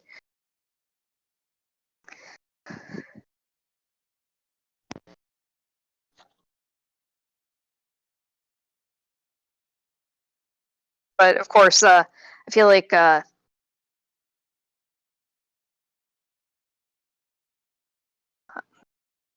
I lose y'all? Nope, go ahead and finish. No, I you're was fine. I'm still here, but yeah, this was cutting out. Yeah. Yeah, no, basically Harvey tells that story much better than I do, but that's kind of the gist of it. Yep, and I was just gonna... I brought up the thingamajig here. Yeah, he says the conception adopted by Ricardo from the tedious Say, and I think Harvey called it Say's law or something, that overproduction is not possible, or at least that no general glut of the market is possible, like a general crisis, is based on the proposition that products are exchanged against products. And then he quotes Say here, saying that. But indeed, that is not what happens. That would be more of like a direct barter system. Or, I mean, potentially like a gift economy, I guess. But anyways, yeah, like, as long as you have money as your intermediary, you typically don't exchange products for products, like, on the spot. Or, you're usually not going into Walmart and, like, bartering with the cashier. They're going to be like, fuck off. Either pay with money or leave, basically. So yeah, that's definitely an interesting point there.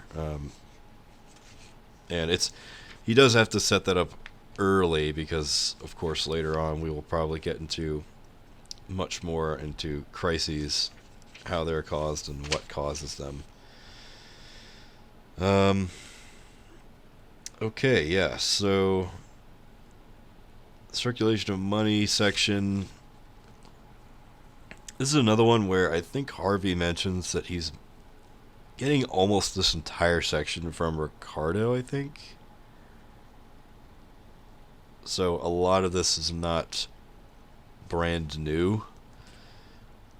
It has to do with like the total amount of money in circulation, and that kind of deal, I think. He does kind of introduce the concept of velocity of money in here somewhere. And that is, and we did kind of discuss that kind of toward the top of the talk. Yeah. Here, I'm trying to find where...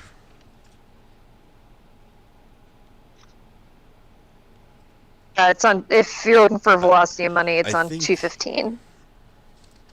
Yeah, and I'm trying to find this quote that may just... I'm assuming it's 13, it's just a slightly different wording. Hold on, I'm not totally sure. But this might be from 2015 actually.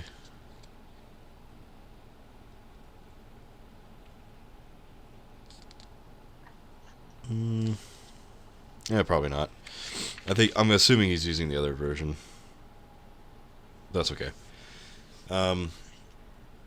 But yeah, let's see. The formula that he's using here is on page 216. So he says, hence for a given interval of time during the process of circulation, we have the following equation. The quantity of money functioning as a circulating medium equals the sum of the prices of the commodities divided by the number of times coins of the same denomination are turned over. And he says this law holds generally. Yeah, I'm pretty sure Harvey literally is just like, yep, this is straight out of Ricardo, with basically just in Marx's own terminology, but it's basically the same thing. And I think, yeah, I don't remember a lot of this section like being relevant later on, to be honest. I feel like it's just Marx kind of dotting his I's and crossing his T's, so to speak.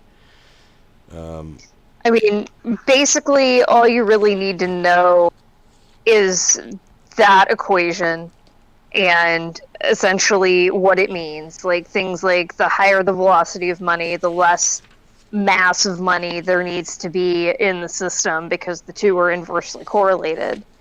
And kind of getting a general sense of, because this is still essentially how modern monetary policy works, with a few adjustments. Yeah. But I feel like this gets revisited later again in more depth and with more interpretation as to what it means in a practical sense.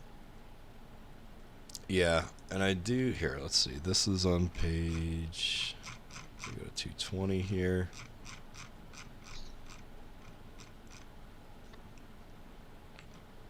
Or I guess kind of both.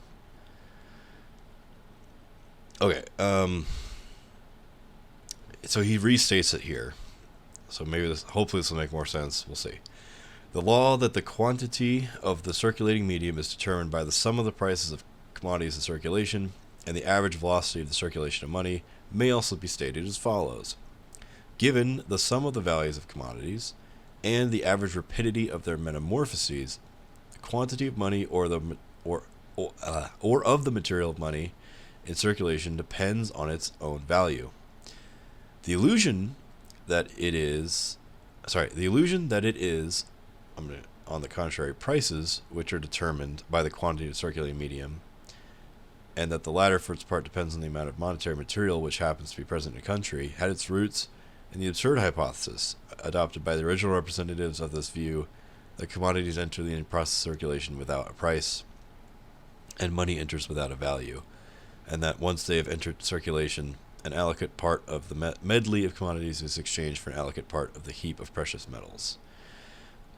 So again, he's kind of doing a little smackdown of some of the other political economists, like I think Hume, for example, although I had Adam Smith as well. You gotta love it when the footnotes are like 2/3 of the page. True. That is a lot of this section, to be honest. But he is suggesting, right, that it's the illusion, or like what some people have suggested, is that the amount of money in circulation is what determines the prices in circulation, like of commodities and stuff. And I, for one thing, I was not totally sure how this works with like things like inflation, because as far as I'm aware, this is, follow me here for a second, that like even the modern liberal interpretation of inflation has to do with they basically just think that like a bunch of money gets made out of thin air and the prices magically rise. When in reality, as I think what Marx is saying, is no, the prices of commodities rise and the government or the Fed has to inject money into the economy so it doesn't fucking collapse. Right, and actually, he gets to that later over on, skipping forward quite a bit, over on 231, where once he's talked about hoarding, and about how basically a reserve fund and the occasional injection of money into a system is necessary as a means of stabilization because of the way that the market works. But I did like the way, so Marx basically just talks about this as mass of money equals the sum of prices divided by the velocity of circulation. But Harvey actually writes it out as the sum of prices times 1 over the velocity, which ends up kind of making it look like the sum of prices is essentially like almost like a magnitude to the inverse of velocity, and shows better that inverse relationship between the mass of money and the velocity of circulation, which I realize would probably make a lot more sense if I could draw it out, but just kind of from a sort of being able to see the mathematical relationship more logically when written down on paper. It does make a little bit more sense if you write it out that way. Yeah. I guess, I mean, personally I don't have too much of an issue interpreting it, but yeah, if that helps anyone, then separate your fractions out. But yeah, I mean, it's definitely an interesting point that I found interesting just because I was like, I'm pretty sure this illusion he's referring to is still very much around. Because... Oh, yeah, absolutely. And I remember, was it the episode that they had of the Deprogram where they had Richard Wolff on, where he basically dispels this very illusion? I can't remember if that was the Deprogram episode or some other clip I probably saw, but... They did have Richard Wolff on, but it's been so long since I've listened to that episode that I don't remember. Yeah, I want to say they were that he was talking about inflation at the time, but he was also connecting inflation to like the Ukraine war and all the fucking insurance shit that was happening. It was like pretty interesting, but his summary or his conclusion was basically corporations around the world use that the externalities happening, like the war and COVID and all these other things happening, and also that the Fed was producing money, as an excuse to raise prices. Which ultimately, right. It's like they just raise prices because they can, basically. Yeah, because there was some kind of external reason that they could blame for it, and we're actually seeing that now.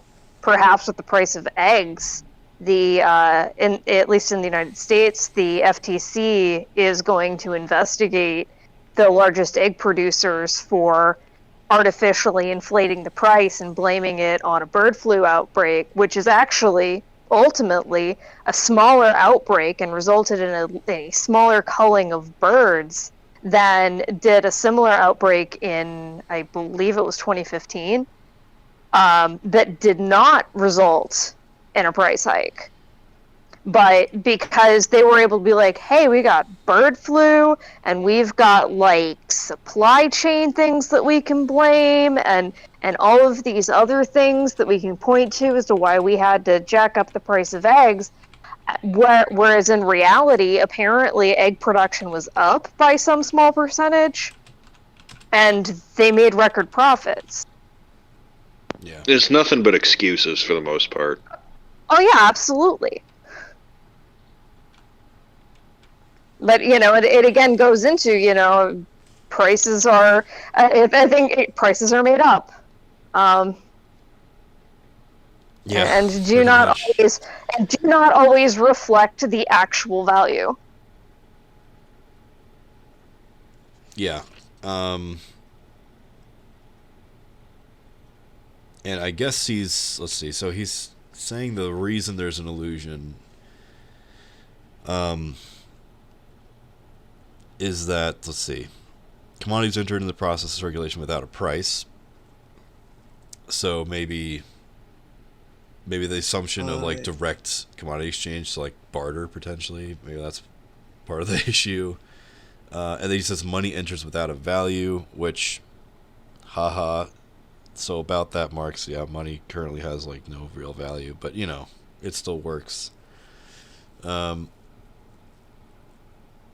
Anyways, yeah, no, it's interesting that illusion is still around. I just wanted to kind of, even though I think a lot of the section is not like absolutely essential reading, I thought that part was at least pretty interesting, since it still persists to some degree. Because I don't know, the way I interpret a lot of the liberal, like how the average liberal pundit are, they're just like, oh, the Fed printed money and prices just magically rose. Who could have, you know, this is like a cause and effect, and it's like it's not a necessary cause and effect. There's another intervening variable that you're forgetting about. Yeah, exactly. It's like you're not talking about the man behind the curtain, which is capital, trying to make as much money as possible. Okay. Let's see. Coins. There's another section. I don't know. It didn't. I mean, this is essentially where he starts talking about like symbolic currency and not carrying around actual gold, because that actually turned out, while it was practical, it was more practical than direct commodity exchange, it still kind of turned out to be impractical. So let's use things that don't wear down as much and that we can replace more easily and just pretend they're gold. And also Yeah. things that can't be stolen as easily. Yeah.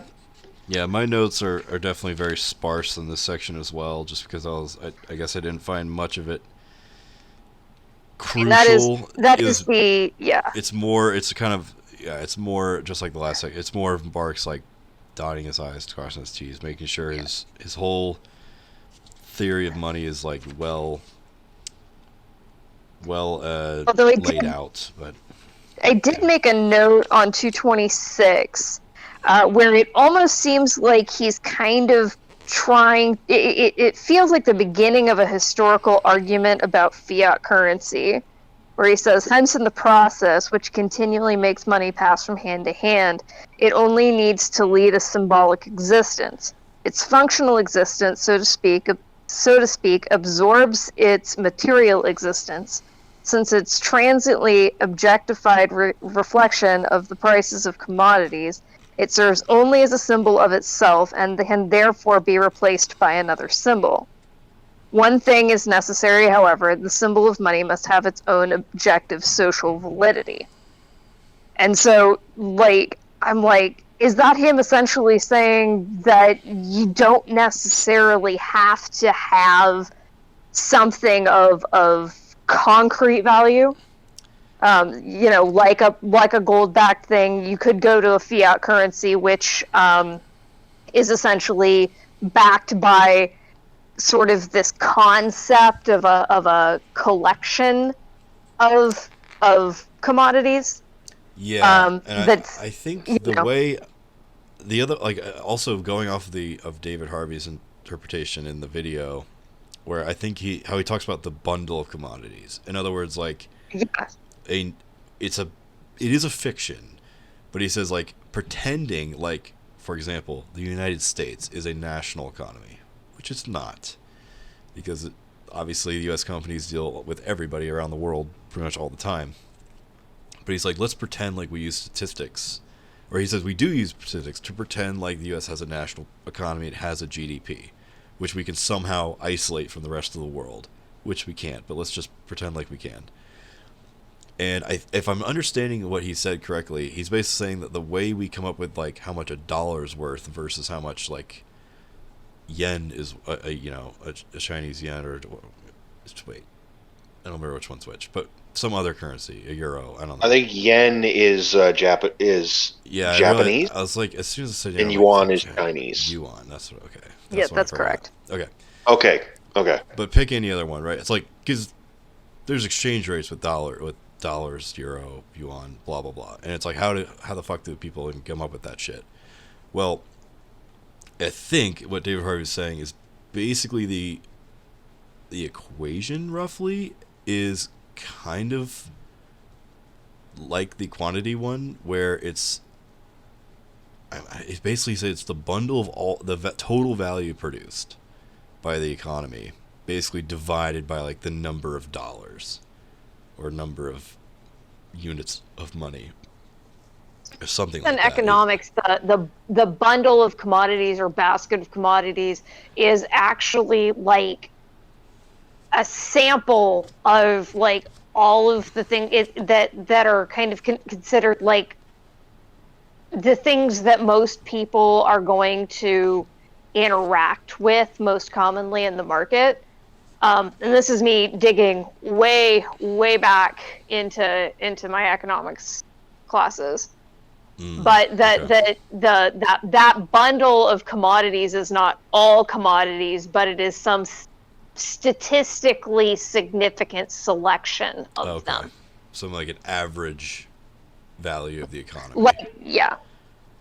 Basically, you take a selection of commodities that their values mean to stand in for. Yeah. Like the overall. That's sort of how I interpret it too, where it was like, it's basically like saying, because the United States of America produced all these commodities, and they all have, like, yeah, we take a statistical average of all the commodities, and there's this many dollars, and then that basically means a single dollar can get you this bundle of commodities, or maybe just like $100, whatever the denomination, like however many it is. But that's how I'm interpreting it. But it's very fictional, because absolutely. You're basically, because then you could just be like, okay, well,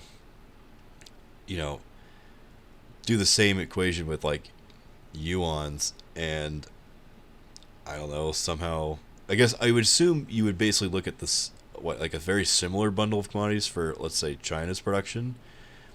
You have to be able to compare them somehow. So I'm imagining they're sort of like essential goods or something.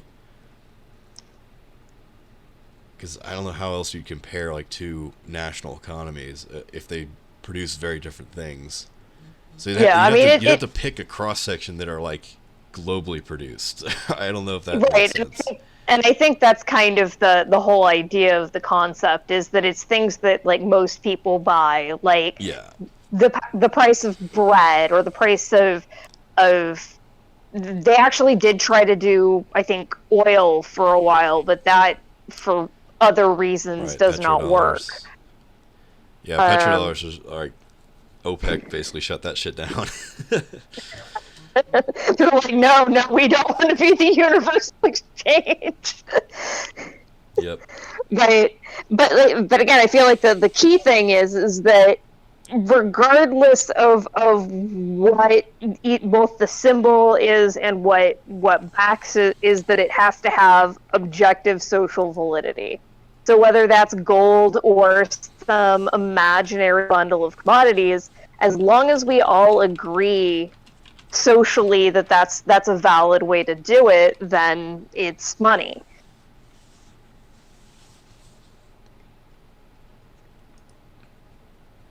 All right, there you go. That's what I think of when I think of the current fiat currency. Yep. Everything's made up and the points don't matter. Exactly right. But yeah, I guess with the only thing I highlighted in that, or the main thing I highlighted in this, this is a good section, is that this, as long as the symbol of money has its own objective social validity, right? So objective to me, again, has to be like a real thing. Right? We're not talking about like non-physical stuff like honor or patient. I don't know, anything that we can't that we know is like a fabrication. But it also has to have social validity. Like, we have to have at least a baseline social agreement that yes, this thing is money, which is kind of where crypto is. Crypto is only socially valid for people who own crypto, that is part of what makes it weird, because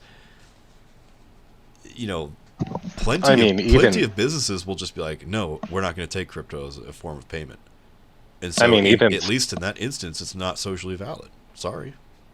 Even a lot of companies that did end up shelving it because it was so niche. Yeah, I mean, even stocks have some theoretical trade value.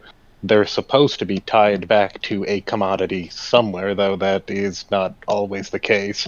Crypto is just that taken to an extreme where the trade commodity is a line of code. Well, exactly. Like, if you own stock in a company, you are like technically a shareholder. You're just you most likely own a very, very, very small share of the company.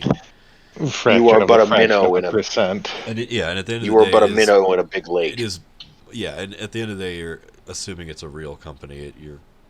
Your stock is tied to some sort of production process that produces profit. Yeah, it's all tied back to Raytheon. I have claim to like a very small piece of that pie. Okay. Moving on. I like, very bold of Marx to have a subsection called money in the chapter called money, and it's not even the first section. Does he have a paragraph in there called money and a sentence that just says money, money, money, money, money, money, money, money? Because he does sound like someone who would have that level of snark. Surprisingly, no. I mean, now that you mention it, surprisingly, no. Yeah, he had to exercise some serious self-control. Alright, well, let's read the intro paragraph again, because these are usually helpful. The commodity which functions as a mere measure of value, and therefore also as the medium of circulation, either in its own body or through a representative, is money. Gold, or silver, is therefore money. It functions as money on one hand when it has to appear in person as gold, and it is then the money commodity, neither merely ideal as when it is the measure of value, nor capable of being represented as when it is the medium of circulation. On the other hand, it also functions as money when its function, whether performed in person or by representative, causes it to be fixed as the sole form of value, or in other words, as the only adequate form of existence, of exchange value, in the face of all other commodities, here playing the role of use values pure and simple. Alright, that was mostly a review, I guess. So let's. Oh, that's the closest as we're going to get to the money, money, money, money, money sentence. It does get rather close. A little bit. Alright, hoarding. So I think he had a. Yeah. Okay, let me see if we can find.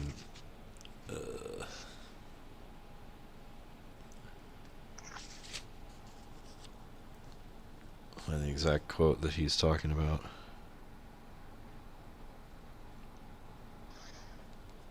Okay, yeah.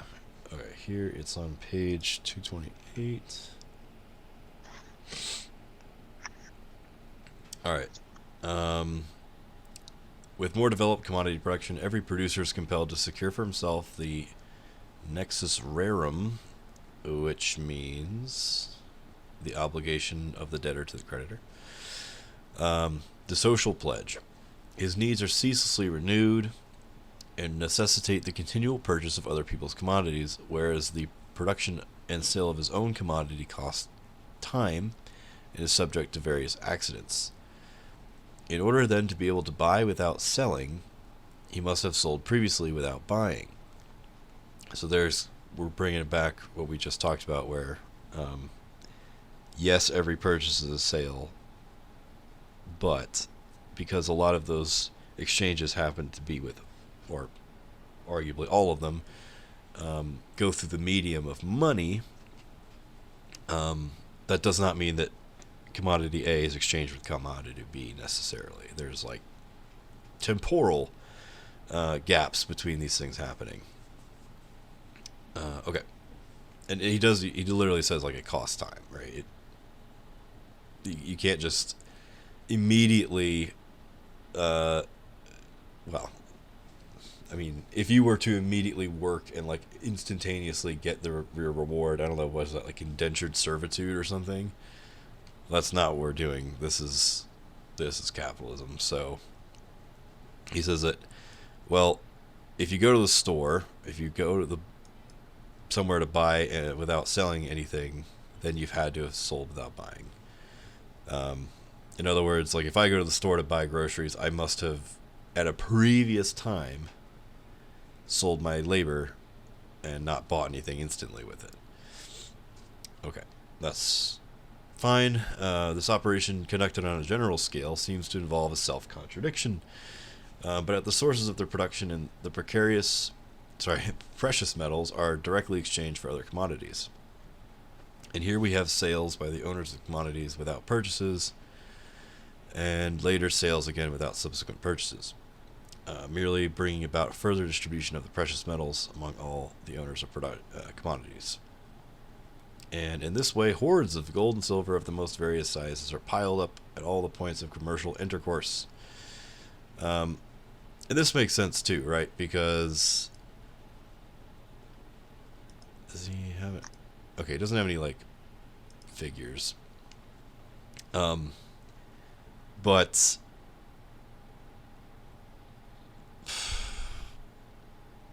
this would be helpful with the visual, I suppose.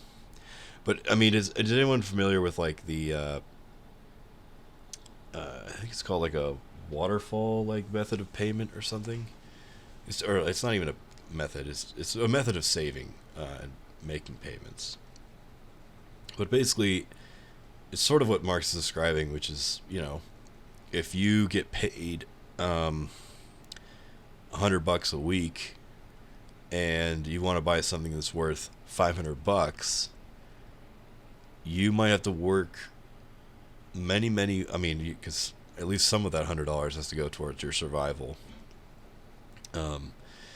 You're gonna have to save up for multiple weeks until you're able to buy the thing that's worth $500, because you don't have $500. Now Marx calls it hoarding. Sure, I mean that is technically true, I suppose, but I think in the colloquial we would recognize it as saving, or at least if you're like not a capitalist. For the typical consumer, this is basically the practice known as saving. On like if you're not hoarding on a massive scale, basically it means you're collecting money that is not being put into circulation straight away, and you're collecting it over time until you have enough to make a purchase, because some things are more expensive and it's going to take a while to get that much money. So in one sense, hoarding is pretty normal and kind of necessary for pretty much any, and he does say this, right? Let me highlight it. Yeah, he says, in this way, hordes of gold and silver of the most various sizes are piled up at all the points of commercial intercourse. Every single interaction is going to require some level of hoarding, whether it's really small or really large. So that's not too crazy. Yeah. I know he's like, hoarding makes it sound like more, you know, aggressive than it really is. Right. And I feel like there's a lot kind of packed between the lines of that statement, where he's essentially kind of implying that some level of this hoarding behavior is necessary for the temporality that money allows for. And that's fine, but taken to its extremes, it becomes a problem in the system. Yeah. Yep. So he starts out right by saying, like, it's in there, it's required for circulation to continue. It's a built into the system. So with that in mind, let's keep going to the consequences, right? So with the possibility of keeping hold of the commodity as exchange value or exchange value as commodity, the lust for gold awakens. Very saucy. With the extension of commodity circulation, there's an increase in the power of money, that absolutely social form of wealth, which is always ready to be used. Gold is a wonderful thing. Its owner is the master of all he desires, and gold can even enable souls to enter paradise. Sure. Since money does not reveal what has been transformed into it, which is everything, commodity or not, is convertible into money. Everything becomes saleable and purchasable. Important note, right? Marx doesn't even probably realize at the time of writing this how unfortunately correct that statement is. Circulation becomes the great social retort into which everything is thrown, to come out again as the money crystal. And nothing is immune from this alchemy. The bones of the saints cannot withstand it, let alone more delicate whatever. What does that actually mean? Consecrated objects beyond human commerce. Okay. That's what it actually means. In this case, the Phoenician virgins. Oh. Am I missing something here? Is that just from the original, like, German version or something? No, it's in the footnote. Does he say... Wait, where is he getting the Phoenician virgins thing from, though? I think it's it must be a what's the word? Like sacrosanct sounds like sacrosanct. Yes, I don't know. It's just, like the Phoenician virgins, they were like the Vestal virgins, and I think up here, I think this all kind of comes out from like an earlier reference. Footnote 41. Oh, yeah, okay. like the footnotes tell their own separate story from everything else. Yeah, I've not been focusing on them as much, at least recently. I usually only read the ones where I'm like, okay, please, for the love of God, give me historical context.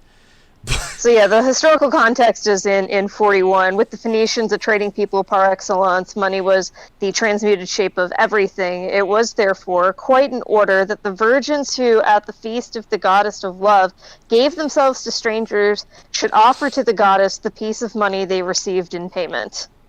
Ah, what a lovely tradition. Okay, to finish that up then, just as in money, every qualitative difference between commodities is extinguished, so too for its part as a radical leveler, it extinguishes all distinctions. And I know, Harvey pointed that out as being, it's a pretty radical statement, bro, but it's true. This is like reminiscent of the manifesto when he talks about all that is solid melts into air, basically saying how everything capitulates to the bourgeois society and the capitalist mode of production, and that it flattens everything, and no bueno. There's also, I'm sure, I know in Capital he doesn't really dive into alienation all that much, but I think we can also see how that sort of radical leveling of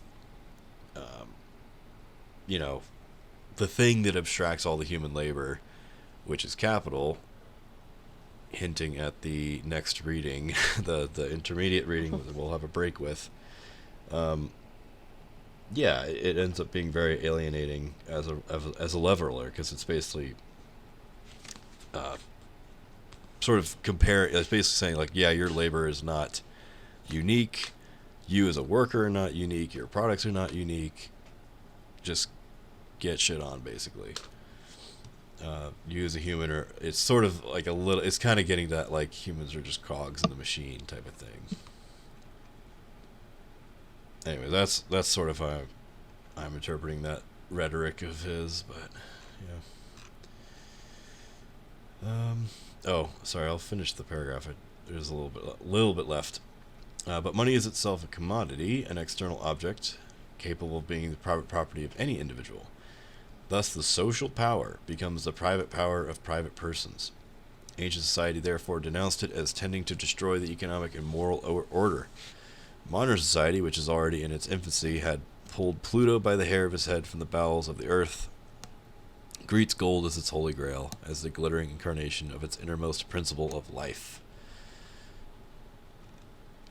Yay, more literary references, but he does cool. love his literary imagery. Yep.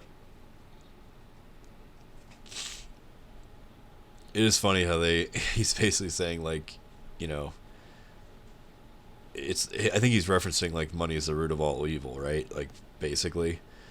And it's like it comes from the devil, and which is Pluto. Pluto's the god of the underworld, right? I think. Yes. Yeah, so he's saying like modern society grabbed Pluto by the hair, ripped him out of hell, and was like, "Hey, welcome back, bud. You want to see the gold holy grail we've made? It's awesome." I thought it said Plato and was mildly confused. I'm pretty sure Marx would just beat up Plato. And tell him, welcome to the cave.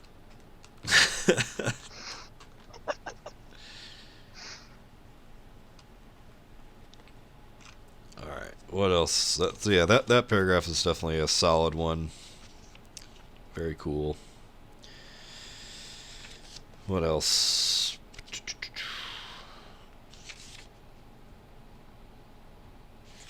Good. Actually, how far in are we? Okay, we're approaching the end here, so let's skip ahead a little bit more. Means of payments. I think. Oh man, I also forgot to put the note.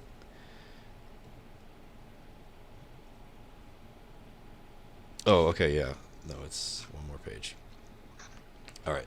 So another interesting, important thing he'll start introducing to us now. The roles of creditor and debtor results here from the simple circulation of commodities. So we'll see this more later. That basically, in order to enable commodity exchange to continue circulating, keep the flow moving.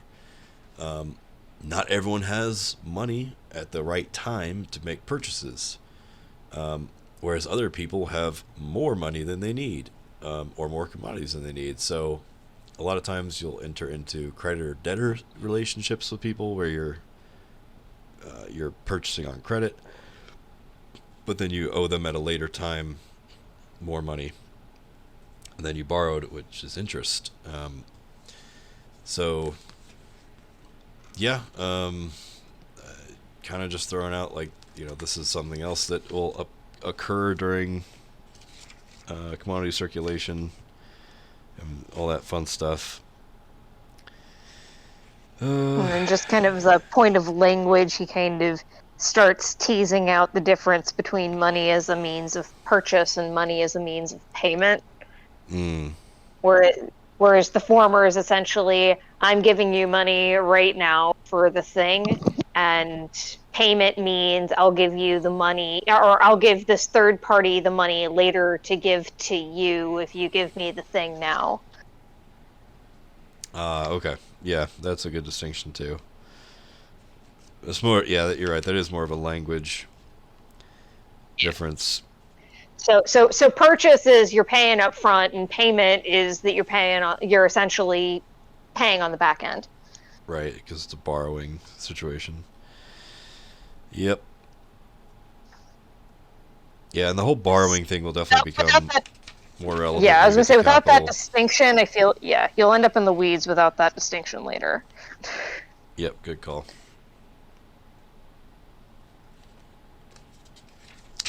Um.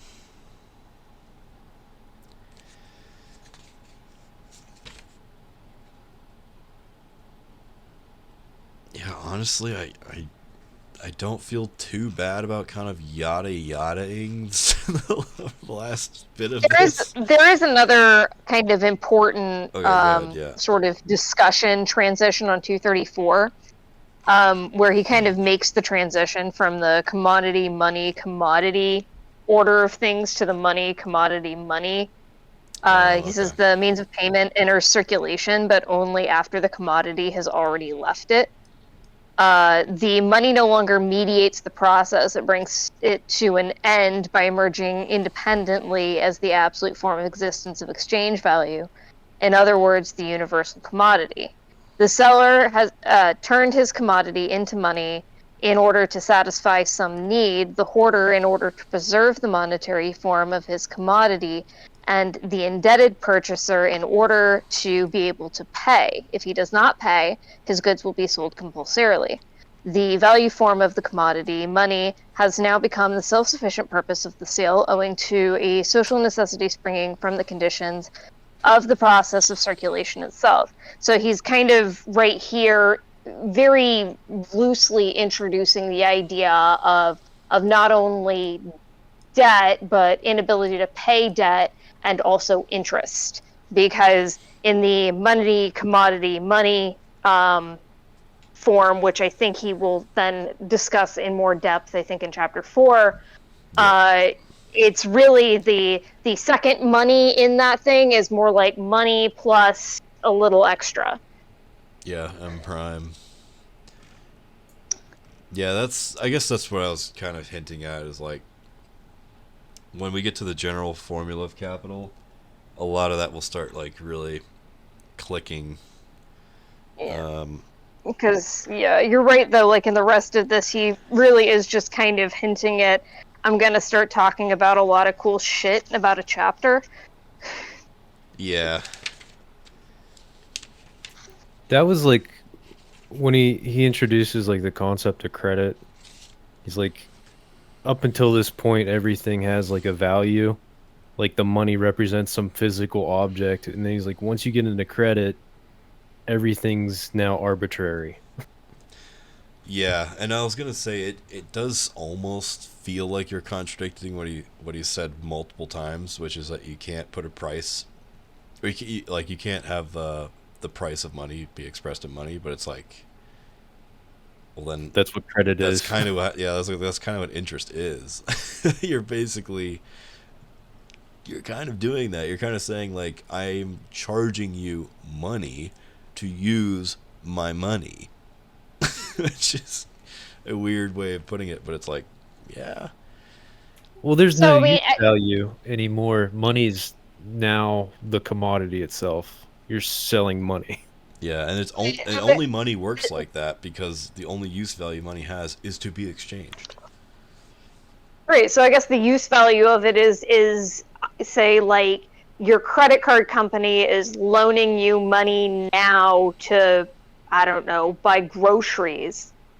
And the use value that you are getting out of that is that you can buy groceries, and then you pay them a little bit extra to let you use their money that you do not currently have on your own to get that use value out, the use value of being able to purchase things. Right. Yeah, because I guess another way of putting it is like the use value of money is that it is a socially accepted currency for Yes. the purposes of exchanging, buying stuff, basically. And if you don't have money, So- you're gonna have a hard time buying stuff. Getting a loan basically is one of the only ways to do that. Except you're gonna owe more money on the back end, which is And he tough. does somewhere talk kind of about that, I think in particular in terms of mortgages, but I don't remember exactly where he said that, and I don't know if I highlighted it.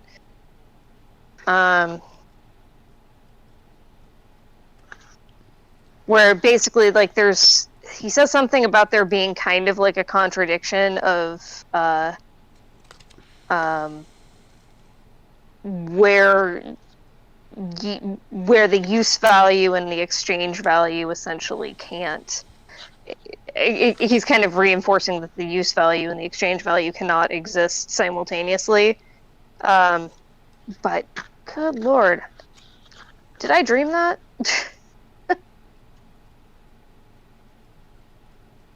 I can't find it. That does sound about right, though.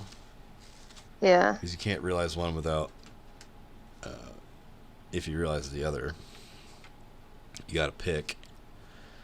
Right. It was just, I swore I remembered reading something about that specifically where he was using the concept of a mortgage as an example, but I.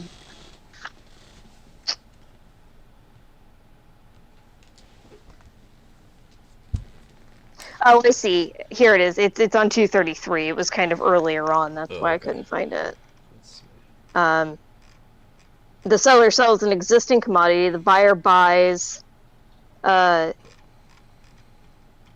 the mere representative of money, or rather the representative of future money, and the seller becomes a creditor. Okay, yeah, I think we said that. There was something in here where he was talking about leasing.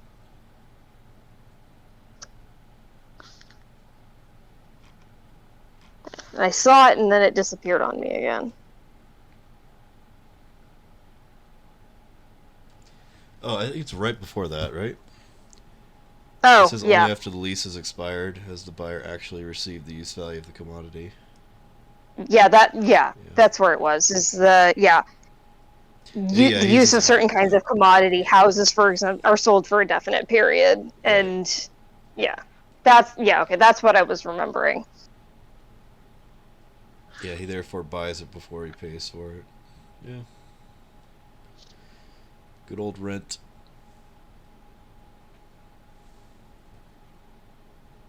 I was talking about leases, but that essentially kind of applies to mortgages as well. It was essentially, what is a mortgage except for rent that you're paying to the bank instead of a landlord? Well, I was going to say there's only one difference between the two leases, which is that once you've made your payment for the house, assuming it's under a mortgage, you actually get to keep it. Yeah. Whereas the renter situation, there's no such agreement. Yeah. It's fixed for a period of time, and then you get the fuck out.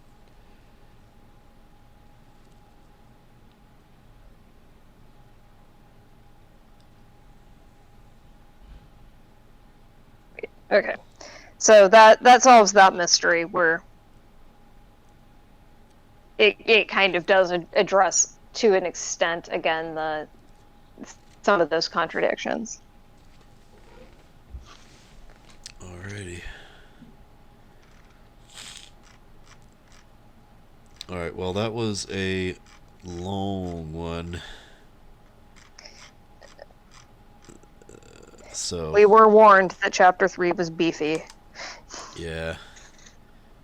Perfect timing for a breather. Yes. So that is part 1 for now, and we will jump into part 2, beginning with chapter 4, the general formula for capital. How exciting. In 2 weeks. So for next week, primarily at the request and suggestion of the old man, we will be covering the article he loves posting all the time, which is Capital is a Real God.